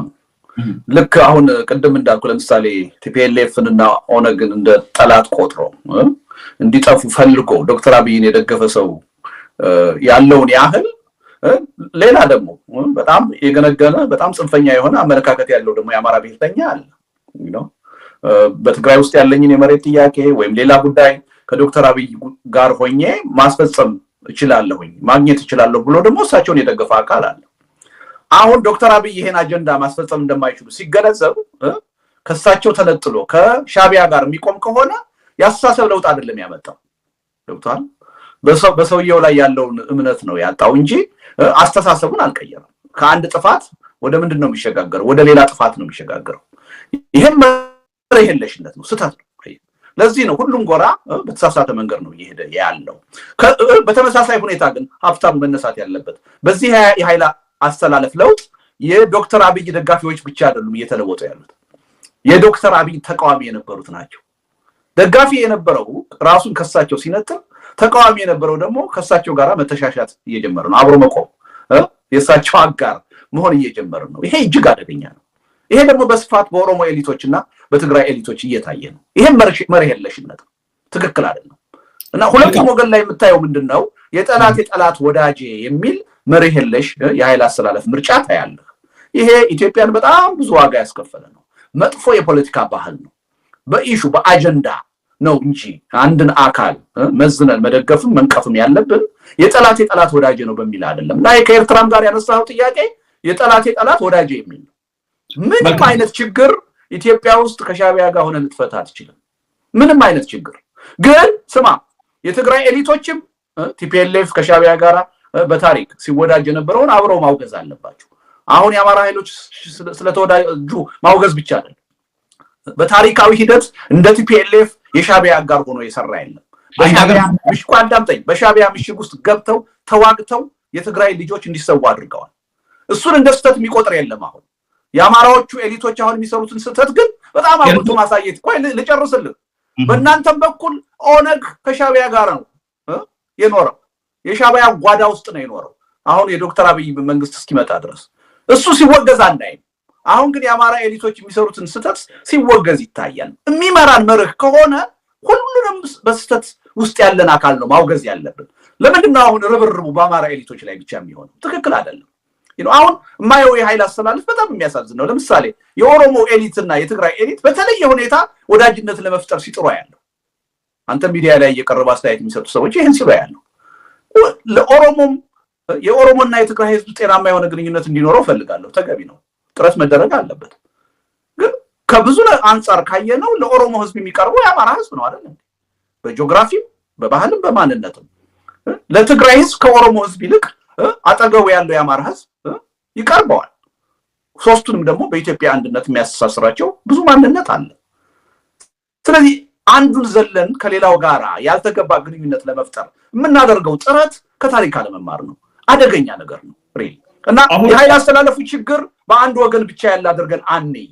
ዶክተር አብይን ሲቃወም የነበረው የዛ አይነት ክራይሲስ ውስጥ ገብቷል። አሁን መርህ የለሽ የሆነ የኃይል አስተላለፍ ውስጥ እየገባ ነው። ትክክል አይደለም። ዶክተር አብይን ሲደግፍም የነበረው ተመሳሳይ ችግር ውስጥ ነው ያለው እና ችግሩ የጋራችን የሁላችን እንደሆነ አድርገን ማየት በሚዛን ማየት ጠቃሚ ነው ብዬ አምናለሁ። መልካም አቶ ልደቱ፣ አሁን ባነሱት ሀሳብ ላይ የትግራይ የቲፒኤልኤፍ ሰዎች በኤርትራ ጋር ሆኖ ተዋጉ የሚለውን ነገር እኔ አላውቅም። አሁን እንግዲህ እድሜ ያልፈቀደ ሆነ ይሆናል። እነ ዶክተር አርከበ ቁባይ ምጽዋ ድረስ አርሚ ደርግን በደርግ ጊዜ ምሽግ ውስጥ ገብተው ኢትዮጵያ እኮ የዛን ጊዜ ታዲያ ኤርትራም የአንድ አካል ነበረች እኮ የኢትዮጵያ አካል ነበረች እኮ ኤርትራ። ኖ እያልኩ ያለሁት የሻዕቢያ ምሽግ እኮ ነው የምልህ። የሻዕቢያ አጋርነትን አይደለም እና እሱ ነው በነገር ላይ በደርግ ጊዜ ብቻ አይደለም። አሁን እኮ ሻዕቢያ መንግስት አዳምጠኝ ሀብታሙ ስማ፣ ኢህአዴግም ስልጣን ከያዘ በኋላ ኤርትራውያኖች የሻዕቢያ መንግስት ኢትዮጵያ ውስጥ ፈላጭ ቆራጭ ነው የነበረው። ቡና ኤክስፖርተር ሆኖ ነበረ። በኢትዮጵያ ፖለቲካ ውስጥ ገብቶ የራሱ እስር ቤት ያለው መንግስት ሆኖ ነበረ። በህወሓት ጊዜ እስከ ባድመ ጦርነት ድረስ የነበረው ሁኔታ ኢብን ለአሁኑ የግንኙነት መሻከር አሁን ኢትዮጵያ ለምትከፍለው ዋጋ የትግራይ ህዝብ ለሚከፍለው ዋጋ እነሱ ድሮ ከሻዕቢያ ጋር የነበራቸው ግንኙነት ትልቅ የራሱ አሉታዊ ፋይዳ አለው። ቀላል ነገር አይደለም። ይሄን እንዳልነበረ ቆጥሮ አሁን የአማራ ኃይሎች ከሻዕቢያ ጋር ብሎ መመጻደቅ በጣም ሂፖክራሲ ነው በእውነት። በጣም የሚራራቅ ይመስለኛል። አቶ ወደቱ ምናልባት ሀሳቡ የጊዜ ጉዳይ ነው። ያኛው ትናንት ነው የሆነው፣ ይሄኛው ዛሬ ነው እየሆነ ያለው። ያም ብቻ አይደለም። አንድ ሀገር ውስጥ ነበሩ የዛን ጊዜ አንድ አሊያንስ ፈጥሮ በጋራ መከራከር ይችላሉ። ለተለያየ ዓላማ ሊዋጉ ኦላና ቲፒኤልኤፍ እሱን ክርክር ስታመጣ እኮ ለሻዕቢያ እኮ ለመገንጠል በሚያደርገው እኮ ውጊያ ውስጥ እኮ ነው ተባባሪ የነበሩት ከኢትዮጵያ ለመነጠል በሚያደርገው ነው። እና ይሄን እንደ ሀገር ውስጥ ጉዳይ አድርገህ አትውሰደው። እሱን ደግሞ መከራከሪያ አድርገህ ስታነሳ እኮ መንግስትም ከሆኑ በኋላ እስከ ባድመ ጦርነት ድረስ ማለት ነው ኦልሞስት ለ9 ዓመት እኮ አንፌር የሆነ ግንኙነት ነበር ኢትዮጵያ ውስጥ። ኢትዮጵያ የባድመ ጦርነት ውስጥ እንድትገባና 60-70 ሺህ ህዝብ እንዲያልቅ ምክንያት የሆነው ያ ግንኙነት ነው፣ የተዛባ ግንኙነት ስለነበረ። አሁን አብይ የሚያደርገው አይነት ግንኙነት ነው ህወሓት ሲያደርግ የነበረው። እና ሁልጊዜ ራሳችንን ከችግሩ ነፃ አድርገን ሌላን ኃይል ብቻ የችግሩ አካል አድርገን ማየት መቆም አለበት። አየህ አሁን ስለ አማራ ኃይሎችም ሲወራ የአማራ ህዝብ ለምንድን ነው የሚከፋው? ሚዛናዊነት ስለሚያጣ ነው። አየህ በአማራ ስም ነው እነዚህ ኃይሎች እየተጠሩ ያሉት የአማራ ኃይሎች እየተባሉ አንደኛ ስትጠሯቸው የአማራ ኃይሎች አትበሏቸው፣ ፋኖ በሏቸው፣ ብልጽግና በሏቸው፣ የአማራ ክልል ልዩ ኃይል በሉ። የአማራ ኃይል ስትሉ ስለ ህዝቡ ነው እያወራችሁ ያላችሁት። ህዝቡን የሚወክል ኃይል አይደለም ይሄ። ሰፊው የአማራ ህዝብ ከትግራይ ከኦሮሞ ህዝብ የተለየ ኢንተረስት የለውም፣ ፍላጎት የለውም። ሰላም ነው የሚፈልገው፣ ፍቅር ነው የሚፈልገው፣ መተባበር ነው የሚፈልገው፣ ልጆቹን ማስተማር ማደግ ነው የሚፈልገው። ስለዚህ የአማራ ህዝብን ስለንቦና የሚጎዳ ችግርም እየፈጠረ እንደሆነ ይሄ ጉዳይ መታወቅ አለበት። ሪሊ ከአጠራር ጀምሮ ከስም አጠራር ጀምሮ የአማራ ኃይሎች እያላችሁ አትጥሩ፣ ትክክል አይደለም። እኔ የኦሮሞ ኃይሎች ብዬ ኦላን አልጠራም። በሚሊዮኖች የሚቆጠሩ ሰዎችን ሰላማዊ ሰልፍም ይሁን አደባባይ ላይ አውጥተው እኔ ቪዲዮዎችም ላሳየው ትችላለሁ። ለዛ ነው እንደዚህ ነገሮች እኔ ከአማራ ህዝብ ጋር ያለውን ነገር በደንብ አውቃለሁ። የአማራ ህዝብንም አብረን ኖር ስለማውቅ የአማራን ህዝብ ስለነበውን አውቃለሁ። ባለውበትም ሀገር በርካታ ጓደኞች አሉኝ ከአማራ። ግን እኔ እያልኩ ያለሁት እነዚህ ፖለቲከኞችን ማውገዝ ይችላል የአማራ ህዝብ የሚደረገው። ለዛ ነው እኔ ብዙውን ጊዜ የአማራ ፖለቲከኞች የአማራ ሊግ እኔ ያወገዝኩ አይደለም እንደ ሀብታሙ። እኔ እኮ አማራ ለስም አጠራሩ ስላሉኝ ነው። የርሶን የአማራ ህዝብ በብዙ 10 ሚሊዮን የሚቆጠር ነው። እውነት ነው። በአንድ የፖለቲካ ኃይል ወይም በአንድ ታጣቂ ኃይል የሚወከል አይደለም። መርጦ እኔን ምሩይ ብሎ እኔን ወክሉኝ ብሎ ያስቀመጣቸው ኃይሎች አይደሉም እነዚህ ኃይሎች። እውነቱን ለመናገር ደግሞ ከአማራ ውስጥ ደግሞ ይሄን እንቅስቃሴ የሚቃወም ብዙ ኃይል ነው ያለው። በኤሊትም ደረጃ አለን። እኔ ብቻ አይደለሁም የትግራይ ጦርነትን የተቃወሙ አይደለም። ብዙ የአማራ ድርጅቶች ሲደግፉ እኔ እርሱና ዶክተር ይልቃልን ብቻ ነው የማውቀው። ልቆጥርልህ እችላለሁ። ምንድነው እነ ያየሰው ሽመልስ ኢትዮ ፎረምን አቋቁመው ያን ያህል የታገሉ አማራዎች ናቸው። እነ በቃሉ አማራዎች ናቸው። እነ ቴድሮስ አስፋው አማራዎች ናቸው። እነ ሰለሞን ሹምዬ አማራዎች ናቸው። እነ ታምራት ላይኔ እነ ያሬድ ጥበቡ አማራዎች ናቸው። ልቀጥልልህ እችላለሁ። ያን ጦርነት በመቃወም ረገድ ምናልባት ይበልጣል እንጂ ያነሰ አይደለም ከኦሮሞ ኤሊት የአማራ ኤሊት የተቃወመው። ግን ይሄን ማየት አይፈለግም። ልክ አማራውን በጭፍን የጦርነት ደጋፊ እንደሆነ አድርጎ ማቅረብ ነው የሚፈለገው። ይሄ ትክክል አይደለም፣ አይጠቅምም። እና ሁሉን ነገር በሚዛኑ በልኩ ማየት አለብን። መልካም። የኃይል አስተላለፉን ከኦሮሞ ኤሊት ጋር የአማራው ብቻ ወደዛ መሄድ ሳይሆን የኦሮሞ ኤሊቱ ወደዛ ሄደዋል የሚል ነገር አንስተውልኛል። ወደ አብይ ሁሉም ማለት አይደለም፣ አዝማሚያዎች እያየን ነው። አዎ ታዲያ ያንን ነገር እያደረገ ያለው እኮ ኦሮሞማ የሚል ዘመቻ ስለተከፈተ ነው። አብይ አህመድን በሰራው ወንጀልና ሀብታሙ በኔ ሞት ማንኛውም ጥፋት በሌላ ጥፋት አይታለም። ጨርስሎት አቶ ወደቱ ጨርስሎትና እኔ አሁን የአብይ ደጋፊ እንዳልሆንኩ በደንብ ያውቁኛል። ለዛ ብዙ ማብራራት አይጠበቅብኝም። እኔ አሁን እያልኩ ያለሁት በስህተት የሚሄዱ ሰዎች አሉ። ልክ በስሜት እርሱ አሁን የአማራ ስነ ልቦና የሚጎዳ ስላሉ የኦሮሞ ስነ ልቦና የሚጎዳ ንግግር የሚናገሩ ሰዎች አሉ። በአደባባይ ወጥተው በሚዲያ ላይ ቁጭ ብለው የሚታወቁ ሰዎች ቁጭ ብሎ የሚናገሩ ሁሉም ጋር ነው። እኔ የሉም አላልኩም ሀብታሙ እንዴ ሁሉም ጋር ነው። ለዛ ምክንያት ነው ይሄ ነገር የመጣው። አብይ አህመድን ኦሮሞ ስለሆነ ነው ይሄን ነገር እያደረጉ ያሉት የሚሉ አሁን ለምሳሌ በአማራ ፖለቲካ ውስጥ ፖለቲከኞቹ የሚናገሩትን ነገር አንድ ቪዲዮ ላስደምጡት እንደው ለመከራከሪያ እንዲመቸን ድረስ። መማር አለባችሁ፣ ታሪክ መማር አለባችሁ፣ ምንም ጥርጥር የለውም። ምክንያቱም አማራ ዞሮ አማራ መሬቱን አያጣም። እንደውም መጨረሻ ላይ መሬቱን ያለውን መሬት ሳይሆን ብቻ የቀድሞ መሬቱን ወለጋ አማራ ነበር። ወለጋና የተለያዩ አሁን ኦሮሞ መጥቶ የሰፈረባቸውን የቀድሞ የአማራ መሬቶች በሙላ እንደገና ለማስመለስ የሚችልበት ኃይል ይፈጥራል ብዬ አስባለሁ። ኢትዮጵያ ወደዳችሁም ጠላችሁም አሁን ልታምኑም ላታምኑም ትችላላችሁ። ኢትዮጵያን ትወዳላችሁላችሁም። ነገር ግን የምናድናት የምትድነው በአማራ ህዝብ ብቻ ነው። መስኡል አላልኩም ሀብታሙ ያለነው አብን የሚያደራጀው አማራን ለማዳን ነው አይደል? አማራን ሳድን እዛው ሳለ ኢትዮጵያን አድናለሁ የሚል ነገር አይናገር ነው ይያል። ለምንድን ነው የማይናገረው? ምክንያቱም አማራን ነው የሚያድነው እንጂ በአማራ መዳን ውስጥ ኢትዮጵያ ትድናለች ነው። ከሊቅ እስከ ደቂቅ ነው እንደዚህ አይነት አስተሳሰብ ያለው። አማራ ሲሆን ኢትዮጵያን ሊያድን፣ ሌሎቹ ሲሆን መጥቶ የሰፈሩ ነገ ጧት የሚፈናቀሉ ኢትዮጵያን የሚወደው አማራ ብቻ በቃ የኢትዮጵያ ተወካይና ተከላካይ አማራን ብቻ አድርገው ሌላውን ደግሞ እንደ ወራሪ አሁን አብይ አህመድ ለራሱ ፖለቲካ ሸቀጥ የሚሰራውን ነገር ጭምር የኦሮሞ መንግስት ለመመስረት ኦሮሞማ ለማበልጸግ ብሎ ስለሚነገር ነው። ከሊቅ እስከ ደቂቅ ነው። እነዚህ ፖለቲከኞችና ሚዲያ ላይ ያሉ ሰዎችን እንደንትን ያመጣው ነው። እነዚህ ፊት ለፊት ሰው የሚያያቸው ሰዎች ናቸው። ታች ያለው ማህበረሰብ አሁን ባለፈው ጊዜ ከርሶ ጋር ስትከራከር የነበረች አንዲት ጋዜጠኛ አይ ቲንክ መስከረም ይመስለኛል ስሟ ኦሮሞማ የሚለውን ጭምር ሰንጥቃ እንደዚህ ሰንጥቃ ነው የምትናገረው። የአማራ ብሔርተኛና ተወካይ ነኝ ብላ ነው የምትናገረው። እነዚህ ነገሮች ሌላውን ማህበረሰብ እንዲገፋ ነው እያደረጉ ያሉት። በዚህ ውስጥ አብይ አህመድንም ጭምር በሰራው ወንጀል እንጠይቀው አንድ ላይ ቆመን አብይ አህመድን ከኦሮሞ ልጆች ጋር አንድ ላይ ቆመን እንታገል ሳይሆን ኦሮሞማ ነው እሱ የሚያራምደው፣ ስለዚህ ኦሮሞማን እንታገል የሚል አቋም ነው ያለው። አሁን እዚህ ጋር የሚናገረው ሌሎቹ አይናገሩም ነው የሚለው። ሙሉ ቪዲዮን አይቶ ላስደምጦት ይችላል። ሌሎቹ ስለ አማራ ስለ ኢትዮጵያ አይናገሩ የአማራ ፓርቲዎችና የአብንም እንትን ሰዎች ብቻ ናቸው ስለ ኢትዮጵያ የሚቆረቆሩት ነው የሚለው። ይሄ ነው ወደዛ ይገፋውና ይሄ እንዴት ነው የሚሉት ነው ምንድነው መፍትሄው? አሁን ያቀረብከው የሳንቲሙ አንድ ገጽታ ነው። ሌላውን ገጽታ ግን ረስተዋል። እኔ ሶስት ሰዎች ናቸው አይደል ያቀረብካቸው? ሁለት ነገር እዚህ ላይ መማር አለብን። እነዚህ ሶስት ሰዎች በነገር ላይ እነዚህ ሰዎች የአማራ ወኪል ናቸው ብለህ መውሰድ አትችልም። ቅድም ነገር ነው ያለው አይደለ? እንኳን የአማራ ወኪል ናቸው ተብለው ሊወሰኑና ሰፋ ያለ የፖለቲካ ማንነት ያለ የፖለቲካ ድርጅትም የሚመሩ ሰዎች አይደሉም አይደለ? ወይ ሚዲያ ላይ የሚሰሩ ናቸው፣ ወይ በግል የሚንቀሳቀሱ ናቸው፣ ወይ አንድ አነስተኛ የሆነ ሚና ያለው ፓርቲ የሚመሩ ሰዎች ናቸው አይደለ? ዞሮ እንደዚህ አይነቱ ትርክት ተገቢ አይደለም። ምን ያላምንበትም ታውቃለህ። በአደባባይ ወጥቼ የምቃወመው ነው። የአማራ ናሽናሊዝምን በጣም ነው የምቃወመው። ትክክል አይደለም ብዬ ነው የማምነው። ነገር ግን የኢትዮጵያን ሪያሊቲ ካየህ አሁን ይሄን ክሊፕ አመጣህልኝ አይደለ? ለምንድን ነው ወሎ የኛ ነው ከወሎም አልፈው አሁን አክሱም የኛ ነው ነጃሺ ሁሉ የኛ ነው እያሉ ትርክት የሚያቀርቡ ኦሮሞዎችን ያላቀረብክልኝ እዚህ ላይ?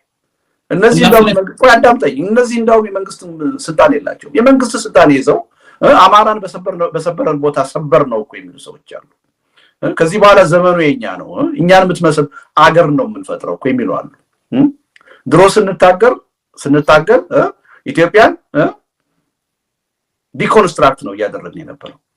አሁን ግን ሪኮንስትራክት እያደረግን ነው ብለው የሚናገሩ ሰዎች እኮ ያሉበት የፖለቲካ ኤሊት አለ ኦሮሞ ውስጥ። ከህቆይ አዳምጠኝ እናምንበታለን እንደግፈዋለን ከሚሉት ህገ መንግስት ወጥተው አዲስ አበባ የኛ ብቻ ነው የሚሉ ኦሮሞዎች አሉ እኮ። አዲስ አበባን ከበናታል፣ የአማራው ህዝብ ወደ አዲስ አበባ እንዳይገባ መከልከሉ ተገቢ ነው ብለው እኮ በየአደባባዩ በየዩቲዩብ እኮ የሚናገሩ ሰዎች አሉ። አሁን እነዚህን ሰብስቤ አምጥቼ ልደርድርልህና የኦሮሞ ወኪሎች ናቸው ልበልህ? ይሄ ሳንቲሙ አንድ ገጽታ ነው። ኢትዮጵያ ችግራችንን ኢትዮጵያውያኖች በሚዛን ማየት ማንችል ከሆነ የራሳችን ጉድፍ ማየት ትተን ስለሌሎች ጉድፍ ብቻ የምናወራ ከሆነ የትም አንደርስም። ተያይዘን ነው የምንወድቀው የምንፈርሰው። ሀብታሙ በተለይ በአንተ ጀነሬሽን የምጠብቀው እኔ አዲስ የፖለቲካ አመለካከት ነው። ሚዛናዊ የሆነ ሀቅን መሰረት ያደረገ ነው። ትክክል አይደለም እንደዚህ አይነት ጽንፈኛ አመለካከት ትግራይ ውስጥ አለ። አሁን ልደረድርልህ እችላለሁ። የፋሺስት ያህል ቅስቀሳ የሚያደርጉ የትግራይ አክቲቪስቶች አሉ፣ የአማራ አክቲቪስቶች አሉ፣ የኦሮሞ አክቲቪስቶች አሉ። ሁላችንም ውስጥ ችግር አለ። ያንዳችን ችግር ብቻ አይደለም። ግን የራሳችን ችግር እንደሌለ የሌላውን ብቻ አጉልተን ማውጣት ምንም ጥቅም የለውም እና በግዛት ጥያቄ የአማራ ጽንፈኞች ከሚያነሱት ባላነሰ ምናልባትም በበዛ የኦሮሞ ሰዎች ጥያቄ ያነሳሉ። ከሶማሌ ጋር ችግር የለባችሁም? ይገባኛል ጥያቄ አላችሁ አይደለም? ኦሮሚያ ከአማራ ጋር ብዙ አካባቢ አላችሁ፣ ከደቡብ ጋር አላችሁ። ኖ ከዛም አልፋችሁ እኮ እኔ አሁን ወሎዬ ነኝ፣ ወሎ ኦሮሞ ነው ብላችሁ እኮ ጥያቄ ታነሳላችሁ አይደል እንዴ? ከዛ አልፋችሁ ቅድም ነገርኩህ እኮ እንዴ ትግራይ ውስጥ ያሉ ጎንደር ውስጥ ያሉ አድባራት አካባቢዎች ስማቸው እየተጠቀሰ ኦሮምኛ ነው እየተባለ እኮ ክሌም ይደረጋል እኮ። እነ ነጃሺ ሁሉ እኮ ኦሮሞ ተደርገው እኮ ክሌም እየተደረገ ነው። ይሄ ሁሉ የችግሩ አካል ነው። እኔ እየከርኩ አይደለም። አሁን አንድ ነገር አዲስ ነገር ማምጣት ከፈለጋችሁ እኔ ከእርሶ ጋር መወያየው ለአንድ ነገር ነው። አትወደቱ በደንብ ደስ የሚለኝ እርሶ ሁሉንም ነገር በደንብ ግልጽ አድርጎ ስለሚቀበሉና እንደገና ችግሩ ይሄም ነው ብሎ ስለሚናገሩ አንዳንድ ጊዜ ሚስ አንደርስታንዲንግ የሚያደርጓቸውን ነገሮች እኔ በግልጽ በተለይም ከኦሮሞ አካባቢ ያለውን ነገር በደንብ ላንሳለሁ። አንደኛ የወሎን ጉዳይ ኦሮሞ ሲያነሳ ኖርማሊ እዛ አካባቢ ወሎዬዎች አሉ፣ ኦሮሞ ራሱ በልዩ ዞን የሚኖሩ ኦሮሞዎች አሉ። ወሎ የኛ ነው ማለት ነው። እሱማ የአማራ ክልል ራሱ እውቅና ሰጥቶ እኮ የዞን መስተዳድር ፈጥሯል እኮ አይደል እንዴ? ከዚህ ውጡ የሚናካል ነው። ከዛ ውጪ ወሎ የኛ ነው፣ ራያ ድረስ የኛ ነው፣ እንትን ማይጨው ድረስ የኛ ነው የሚል ክሌም ይቀርብ የለ እንዴ? አዳምጠኝ። የራያ ጥያቄ በተነሳበት ወቅት ኦሮሞ ነው የሚል ጥያቄ ተነስቶ የመንግስት ባለስልጣን የሆኑ ሰዎች ሁሉ ሲያቀነቅኑት አልሰማንም እንዴ? ሰምተናል። ለምንድን ነው የምንወሻሸው? ለዛ ታዲያ ህዝቡን እናፈናቅል አይደለማ። አሁን እኮ እኔ መቼ አልኩኝ? እሱን አላልኩም እኮ እኔ እያልኩ ያለሁት አሁንም ቅድም ያቀረብካቸው ሰዎች እኮ ትክክል ናቸው አላልኩም። የሚያቀርቡትን ሀሳብ እኔን ብትወስድ አልጋራም። የሚያቀርቡትን ሀሳብ አለመጋራት አይደለም፣ ጎራ ለይቼ ሽንጤን ገትሬ የምታገለው አስተሳሰብ ነው። ብሔርተኝነት ለኦሮሞ አይጠቅምም ስል፣ ብሔርተኝነት ለትግራይ አይጠቅምም ስል፣ ብሔርተኝነት በተለየ ሁኔታ ለአማራ ይጠቅማል ብዬ ልከራከር አልችልም። አማራ ላይ ሲሆን ብሔርተኝነትም ሊያመራ አይችልም፣ ሊጠቅም አይችልም። ለኢትዮጵያም ሲሆን ብሔርተኝነት አይጠቅምም። ከዛ ስሜት ሁላችንም መውጣት አለብን ነው የምለው። ሁላችንም የሁላችንን ችግር በሚዛን ካላየነው የትም መድረስ አንችልም። እና ልክ አሁን ደግሞ አንድ የአማራ ሚዲያ ብከፍት የኦሮሞ ኤሊቶች እየወጡ የሚናገሩትን የተስፋፊነት አቋም ሲያስተላልፉ ነው የምሰማው። አንድ የትግራይ ሚዲያ ብከፍት ተመሳሳይ ነገር ነው የምሰማው። ይሄ አይጠቅምም። ችግር አንዳችን ስንሰራው ትክክል፣ ሌላችን ስንሰራው ስህተት የሚሆንበት ምክንያት የለም። ሁላችንም ስንሰራው ስህተት ነው። ጥሩ ነገር ከሰራም ሁላችንም መደነቅ አለብን። ስህተት ስንሰራ ሁላችንም መወገዝ አለብን። እንዲህ አይነት ምክንያታዊ ፖለቲካ ኢትዮጵያ ውስጥ ካላደገ፣ በተለይ ሀብታሙ እንዳንተ አይነት ወጣት ትውልድ እንዲህ አይነት አዲስ የፖለቲካ ባህል ይዞ ካልመጣ ዋጋ የለም። ተያይዘ ለዛ ቆኑ ክርክሬ አሁን ከርሶ ጋር አፕሪሼት አደርጋለሁ። መጋበዝህ ራሱ ትልቅ ነገር ነው። ሌሎች የማያደርጉትን ነው አውቃለሁ እኮ። አንዳንድ የአማራ ሚዲያዎች አሁን ኦሮሞን ትግሬን ጋብዘው አያነጋግሩም፣ አይፈልጉም፣ ማስተናገድም አይፈልጉም። አንተ የተሻልክ ሰው ሆነ እኮ ጋብዘኝ ነው ሐሳቤን እየገለጽኩ ያለሁት። እሱን ከልብ ነው የማደንቀው። መቀጠል ያለበት መጠናከር ያለበት ነው። ክሬዲት ሰጠዋለሁ ማለት ነው። ግን ደግሞ በምታነሳቸው ሐሳቦች ደግሞ ሚዛናዊ ሆነህ ማየት ፈልጋለሁ። ሚዛናዊ ሆነህ ማየት አለበት። እሱን አሁን እኔ በደንብ የኔን ሐሳብ ብቻ በደንብ ግልጽ ላድርግሎት። በተለይም የኦሮሞ ኤሊቶች የሚያነሱት ጉዳይ ላይ እኔ የራሴን የግሌን ሐሳብ አንድ ደቂቃ ወስጄ ግልጽ ላድርግሎት። እኔ የወሎ ጉዳይ ያነሳሉ። የወሎን ጉዳይ ህዝብ እናፈናቅል ላይ ነው። እነ ሻለቃ ዳዊትም ወደ የኦሮሞ የአማራ ፖለቲከኞች ችግሩ የሚናገሩት እኔ የምቃወመው እዚህ ጋር እንደ ምሳሌ ማመጣው ከመደጋስካር የመጡ ከንትና የመጡ እናጠፋቸዋለን ከህዝቡ ጋር የህዝቡን ፍላጎት አይደለም የሚፈልጉ። እነዚህ አሁን ያቀረብካቸው ሰዎች ሁለቱንም ነገር ሲሉ ሰምቼ አላውቅም። እኔ አይደለም እነዚህ ሰዎች ማለት ነው አይደለም እንደዛ የሚሉ ሰዎች የሉም እያልኩ አይደለም። እኔ ከሀብታው በየፌስቡክ ምን እንደሚባል እንሰማለን እኮ። በጣም አስፈላጊ የሆነ ተገቢ ያልሆነ ነገር ይነገራል። ሐሳቤ ልጨርስልዎት አቶ ወልደቱ። አይደለም እንዳይመስል ነው ለህዝብ የተሳሳተ መልእክት እንዳናስተላልፍ ነው። እኔ አሁን ያቀረብካቸው 3 ሰዎች ከማዳጋስካር ነው የመጣው ኦሮሞ ሲሉ ሰምቼ አላውቅም። ሁለተኛ ህዝብንም ማፈናቀል አለብን የሚል አቋም ይዘው ሲያራምዱ አላውቅም። እኔ የማልቀበለው አስተሳሰብ አላቸው፣ የምቀበለው ማስተሳሰብ አላቸው። እነሱንም ስንተች በሚዛን ነው መሆን ያለበት። መልካም እኔ ግን እያልኩ ያለሁት ማስረጃ ስላለኝ ነው ከሀብታሙ ውጪ ሁለቱ ፖለቲከኞች የሚናገሩትን ነገር ቪዲዮ ስላለኝ እኔ ካቀረብክልኝ እኮ እቀበላለሁ እኔ ሳላየው ቀርቼ ሊሆን ይችላል ግን አንድ ሰው አሁን ያልከውን ነገር ብሏል ብለህ ካቀረብክ ማመን ብቻ አይደለም በማመንም አላቆምም አወግዘዋለሁ በአደባባይ መልካም ለዛም ነው እየተቃወምኩ ያለሁት እኔ አሁን ሀብታሙ እዚህ ጋር ከኤርሚያስ ጋር ሲያደርግ የነበረውን ክርክር እሱን ከነዚህ ጋር የቀላቀልኩት የኦሮሞ ከዚህ ጋር መሄድ አለበት የሚለውን ነገር አላነሳም አጽያት ነው ያለ ስራው ሰው መስጠትም በፖለቲካ ማንስማማባቸው በብዙ ጉዳዮች አሉ ግን ሲከራከር የነበረው አማራ ሲወል ለኢትዮጵያ ነው የሚለውን ነገር እንዴት ሁሉም እንደሚቀበለው አይኖ ቅድም እንዳልኩኝ በአማራ ብሔርተኞች በኩል በጣም አንድ የተሳሳተ አመለካከት አለ ብሔርተኝነት ለሌላው ሲሆን ጽዩፍ ነው ለኛ ሲሆን ግን ጽድቅ ነው ብሎ የማመን የተሳሳተ አመለካከት አለ ይሄ ትክክል አይደለም እኔም ራሴ ማውግዘውና ማልቀበለው ሐሳብ ነው ማለት ነው አንዱም ይሄ ነው ሁለተኛው ደግሞ ከዚህ ጋር ተያይዞ የህዝብ ፍላጎት አሁን ለምሳሌ የፖለቲከኞች ለፖለቲካ ትርፍ የሚናገሩት ሀገር የሚመሩ ሰዎች የሚናገሩት ነገር ሌላው ህዝብ እንደሚያውቁ ነው በግልጽ የሚታይ ነገር ኢትዮጵያን ግን እንደምትመስለን እንገነባታለን የሚለው የኔን ፍላጎት የኔ ትውልድ እኔን የመስሉ ሰዎች ይፈልጓል ማለት ለእንትና ያላዳለች እንትናን የእንጀራ ልጅ እንትናን ደግሞ የአብራካው ክፋይ የማታደርግ ኢትዮጵያን ለመገንባት ሁላችንን በኩል አይን የምታይ ኢትዮጵያን ለመገንባት ማድረግ ያለብንን ነገር ለማድረግም ጭምር ነው እንዲህ አይነት ውይይቶችን እኔም ፈቅጄና ወድጄ ማድረግ ፍላጎቴም ጭምር ስለሆነ ግን እንትና የበላይ ሆኖ እንትና የበታች እንትና የፓስፖርት ሰጪ ወይ ደግሞ የእንትን ዜግነት ሰጪ ምትሏን ኢትዮጵያን ለመጸየፍ ነው ያንን ፖለቲካ የሚያራምዱ ሰዎች ይሄ ችግር ግን በኦሮሞ ኤሊቶች በኦሮሞ ጽንፈኛ ናሽናሊስቶችም ያለ ችግር ነው እንዴ አፋቸውን እኮ ሞልተው በኢትዮጵያ መፍረስ ነው የኛ ህልውና የሚገነባው የሚሉ እኮ የኦሮሞ ኤሊቶች አሉ ሀብታም በግልጽ በአደባባይ ስብሰባ ላይ እኮ እንደዛ ብለው የሚናገሩ ሰዎች አይደል እንዴ በቃ ከዚህ በኋላ ያለችዋን ኢትዮጵያ እኛ በምንፈልጋት መልኩ ነው ምንቀርጻት እኮ የሚሉ አሉ ትናንት ለኩልነት ታግለናል እንዳላሉ ሁሉ አሁን ለበላይነት እኮ እየታገሉ ያሉ ኃይሎች እኮ አሉ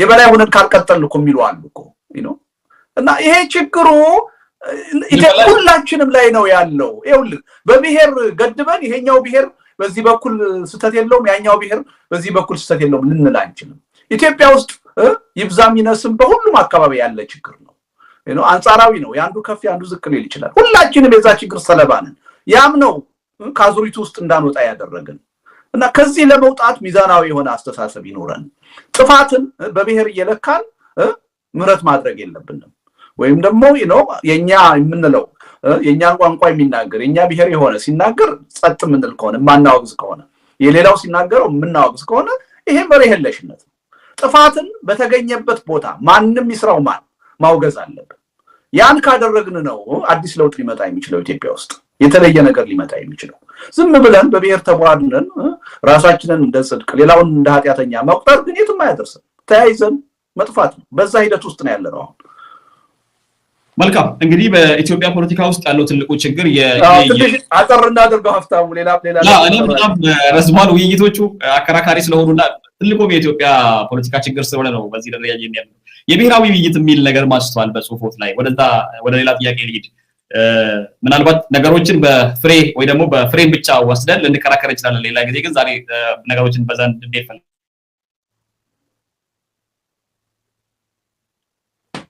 ተቋጣ ሀብታሙ ሄሎ አሉ አቶ ደቱ ተመልሰናል መሰለኝ አንተ ላይ እንትን ብሎ ነበር ተቋርጦ ኦኬ ኔትወርክ ነው መሰለኝ ይቅርታ ሰምተውኛል ጥያቄ አልሰማሁም ድገመው ብሔራዊ ውይይት መደረግ ያለበት ወደ ዲሞክራሲ ለመሸጋገር ነው ወይንስ ወደ ሀገር ግንባታ ለመሄድ ሁሉንም የምትመስል አሁን ስናወራ ወደ ነበረው ሀገር ግንባታ ለመሄድ ነው የትኛው ነው የሚቀርበው ለሁለቱም ነው አንደኛ የሀገር ግንባታ ሂደቱ እንዴት ነው እቺን ሀገር ወደፊት ይዘናት የምንቀጥለው በሚለው መሰረታዊ ጥያቄ ያልተግባባ ነው በጣም ብዙ ልዩነት አለ መሰረታዊ በሚባሉ ጉዳዮች ነው በአንድ ሀገር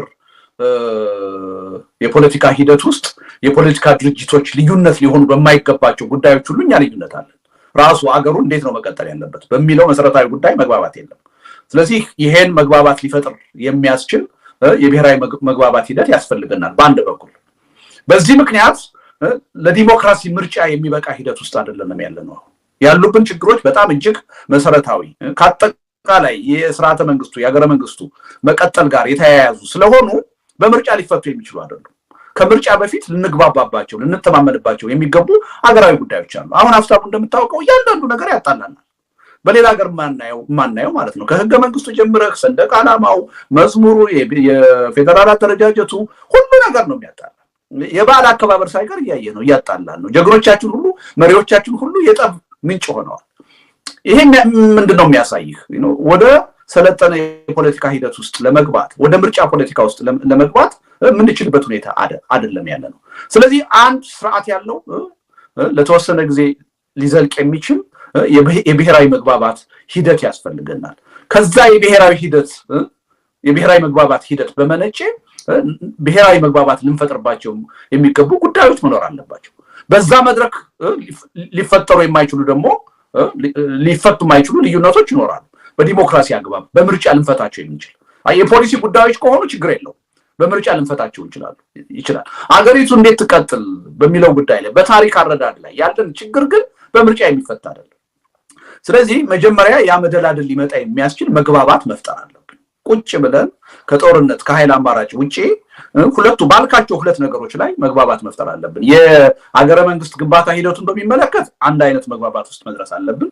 ከዛ ውጭ ባሉ የፖሊሲ ጉዳዮች ላይ ደግሞ ተገቢ የሆነ ምርጫ ለማካሄድ የሚያስችል ቅድመ ሁኔታ መመቻቸት አለበት። አሁን ግን የለም።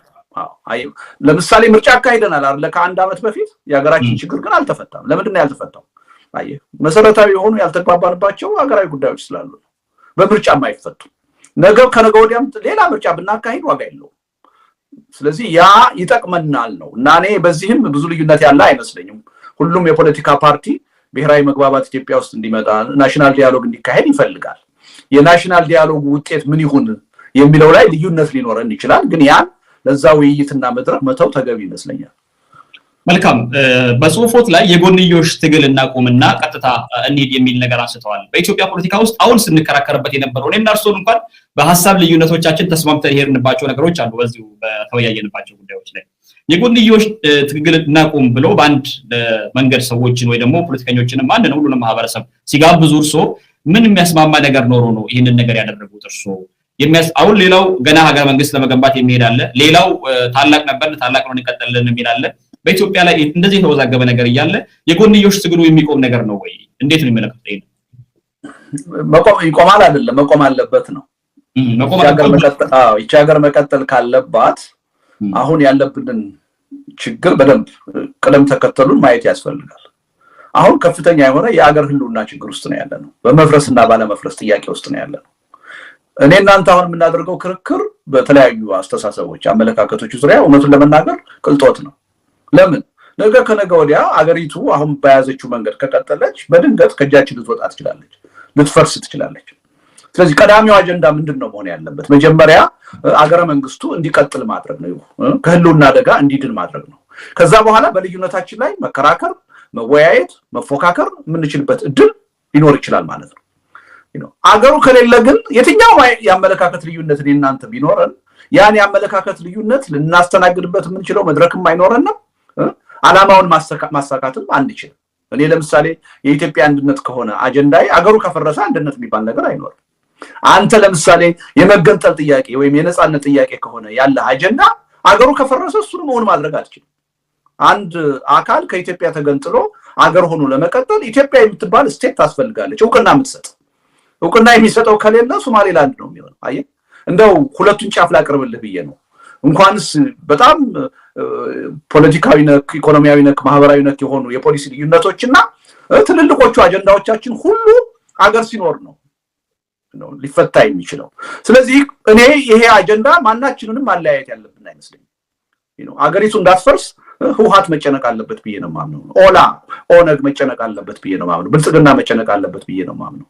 አብን መጨነቅ አለበት ብዬ። ሁላችንም የአገሩ መኖር ያስፈልገናል። አገሩ ሲፈርስ የሚመጣው አደጋ ማናችንን አያተርፍም። ይቺ ሀገር በጎበዝ አለቃ ተከፋፍላ እንድትገዛ ነው የሚሆነው። ያኔ ህልውናችን እንደ ህዝብ ራሱ ህልውናችን እንደ ሰው ጥያቄ ውስጥ ይገባል። ኤርፖርት አይኖርም፣ ፓስፖርት አይኖርም፣ የውጭ ግንኙነት አይኖርም፣ መንግስት አይኖርም፣ መዋቅር አይኖርም። ያኔ የሚመጣው ጣጣ ሁላችንንም ይዞ የሚጠፋ ነው እና ይሄ ቁልፍ ጥያቄ ላይ የፈለገ የአይዲዮሎጂ ልዩነት ቢኖረን፣ የፈለገ የፖሊሲ ልዩነት የአመለካከት ሊኖረን ቢችል በዚህ ጥያቄ ግን መለያየት አለብን ብዬ አላምንም። ላይ የጋራ አጀንዳችን ነው። ስለዚህ መጀመሪያ አገረ መንግስቱን ህልውናውን እናትርፈው። እሱ ከተረፈ በኋላ ነው አሁን አለን የምንለው ልዩነት በአግባቡ ሊያስተናግድ የሚችል መንገድ መድረክ ልናገኝ የምንችለው አላማውንም ተፈጻሚ ማድረግ የምንችለው በዚህ ስንስማማ። አሁን ህገ መንግስት መቀየር አለበት፣ መለወጥ አለበት፣ መሻሻል አለበት፣ የለም ባለበት መቀጠል አለበት እንላለን አይደል? ይሄ እኮ መሆን የሚችለው አገረ መንግስቱ ህልውና ሲኖረው፣ አገር ከሌለ ህገ መንግስት የለም። እና እኔ በዚህ መጣላት የለብንም። ይችን አጀንዳ ይዘን አንድ ላይ መቆም አሁን አለብን ነው የምለው። ሌላው ሁሉ በሂደት እንደርስበታለን። መልካም። ከዚህ ጋር አያይዘን እንግዲህ የአብይ ትልቁ ተስጦ የሀገሪቱን ችግሮች ለራሱ ስልጣን እድሜ ማራዘሚያ መጠቀሙ ነው። ቀድሞ ነገሮችን ያውቃል ወይ ደግሞ አውቆ ይፈጥርና ችግሮችን ለስልጣኑ እድሜ ማራዘሚያ መጠቀሙ ነው የሚሉ ሰዎች አሉ። ይሄን በግልጽ የምናይ ነገር ነው። አብይ ከስልጣን ቢወገድ ይሄ ሁሉ ችግር ይቀረፋል ወይ? ከብልጽግና ወረቀቴ ላይ እኮ አስቀምጫለሁ። የኢትዮጵያ ችግር ወደዛ ልመጣል እጅግ ውስብስብ ስለሆነ ዶክተር አብይ ከስልጣን ስለተወገዱ አሉ አቶ ልደቱ የኢትዮጵያ ነው። ዶክተር አብይ ግን ሄሎ ይሰማል? አፍታሙ ተቋርጦ ነበር መጥቷል። አሁን እያልኩ ያለሁት ምንድነው ወደ ዘላቂው መፍትሄ ለመሄድ ግን ዶክተር አብይ አሁን ፊታችን ላይ እየተደቀኑ እንቅፋት ሆነዋል። አየ ወደዛ ለውጥ ይዞን ሊሄድ ይችላል ብለን ወደ ገመት ነው ለውጥ እንዳንሄድ እንቅፋት ሆነዋል። ለውጡን ራሱ በብዙ ወጣቶች ህይወት መስዋዕትነት የመጣውን ለውጥ እንዲከሽፍ አድርገውታል። ለግላቸው ስልጣን የበላይነት አውለውታል። ወደፊትም ተገቢ የሆነ ሪፎርም በዚህ ሀገር እንዳይካሄድ ለውጥ እንዳይመጣ እንቅፋት ሆነው ቆመዋል ነው። ከዛ አንፃር ነው የእሳቸው መወገድ ቢያንስ አንድ እንቅፋት ያነሳልናል ነው እንጂ ዶክተር አብይ ከስልጣን ስለወረዱ የኢትዮጵያ ችግር ይፈታል ብዬ አላምንም። ውስብስብ የሆነ ችግር ነው ያለብን። ከዛ በላይ የሆነ መፍትሄ የሚፈልግ ነገር ነውና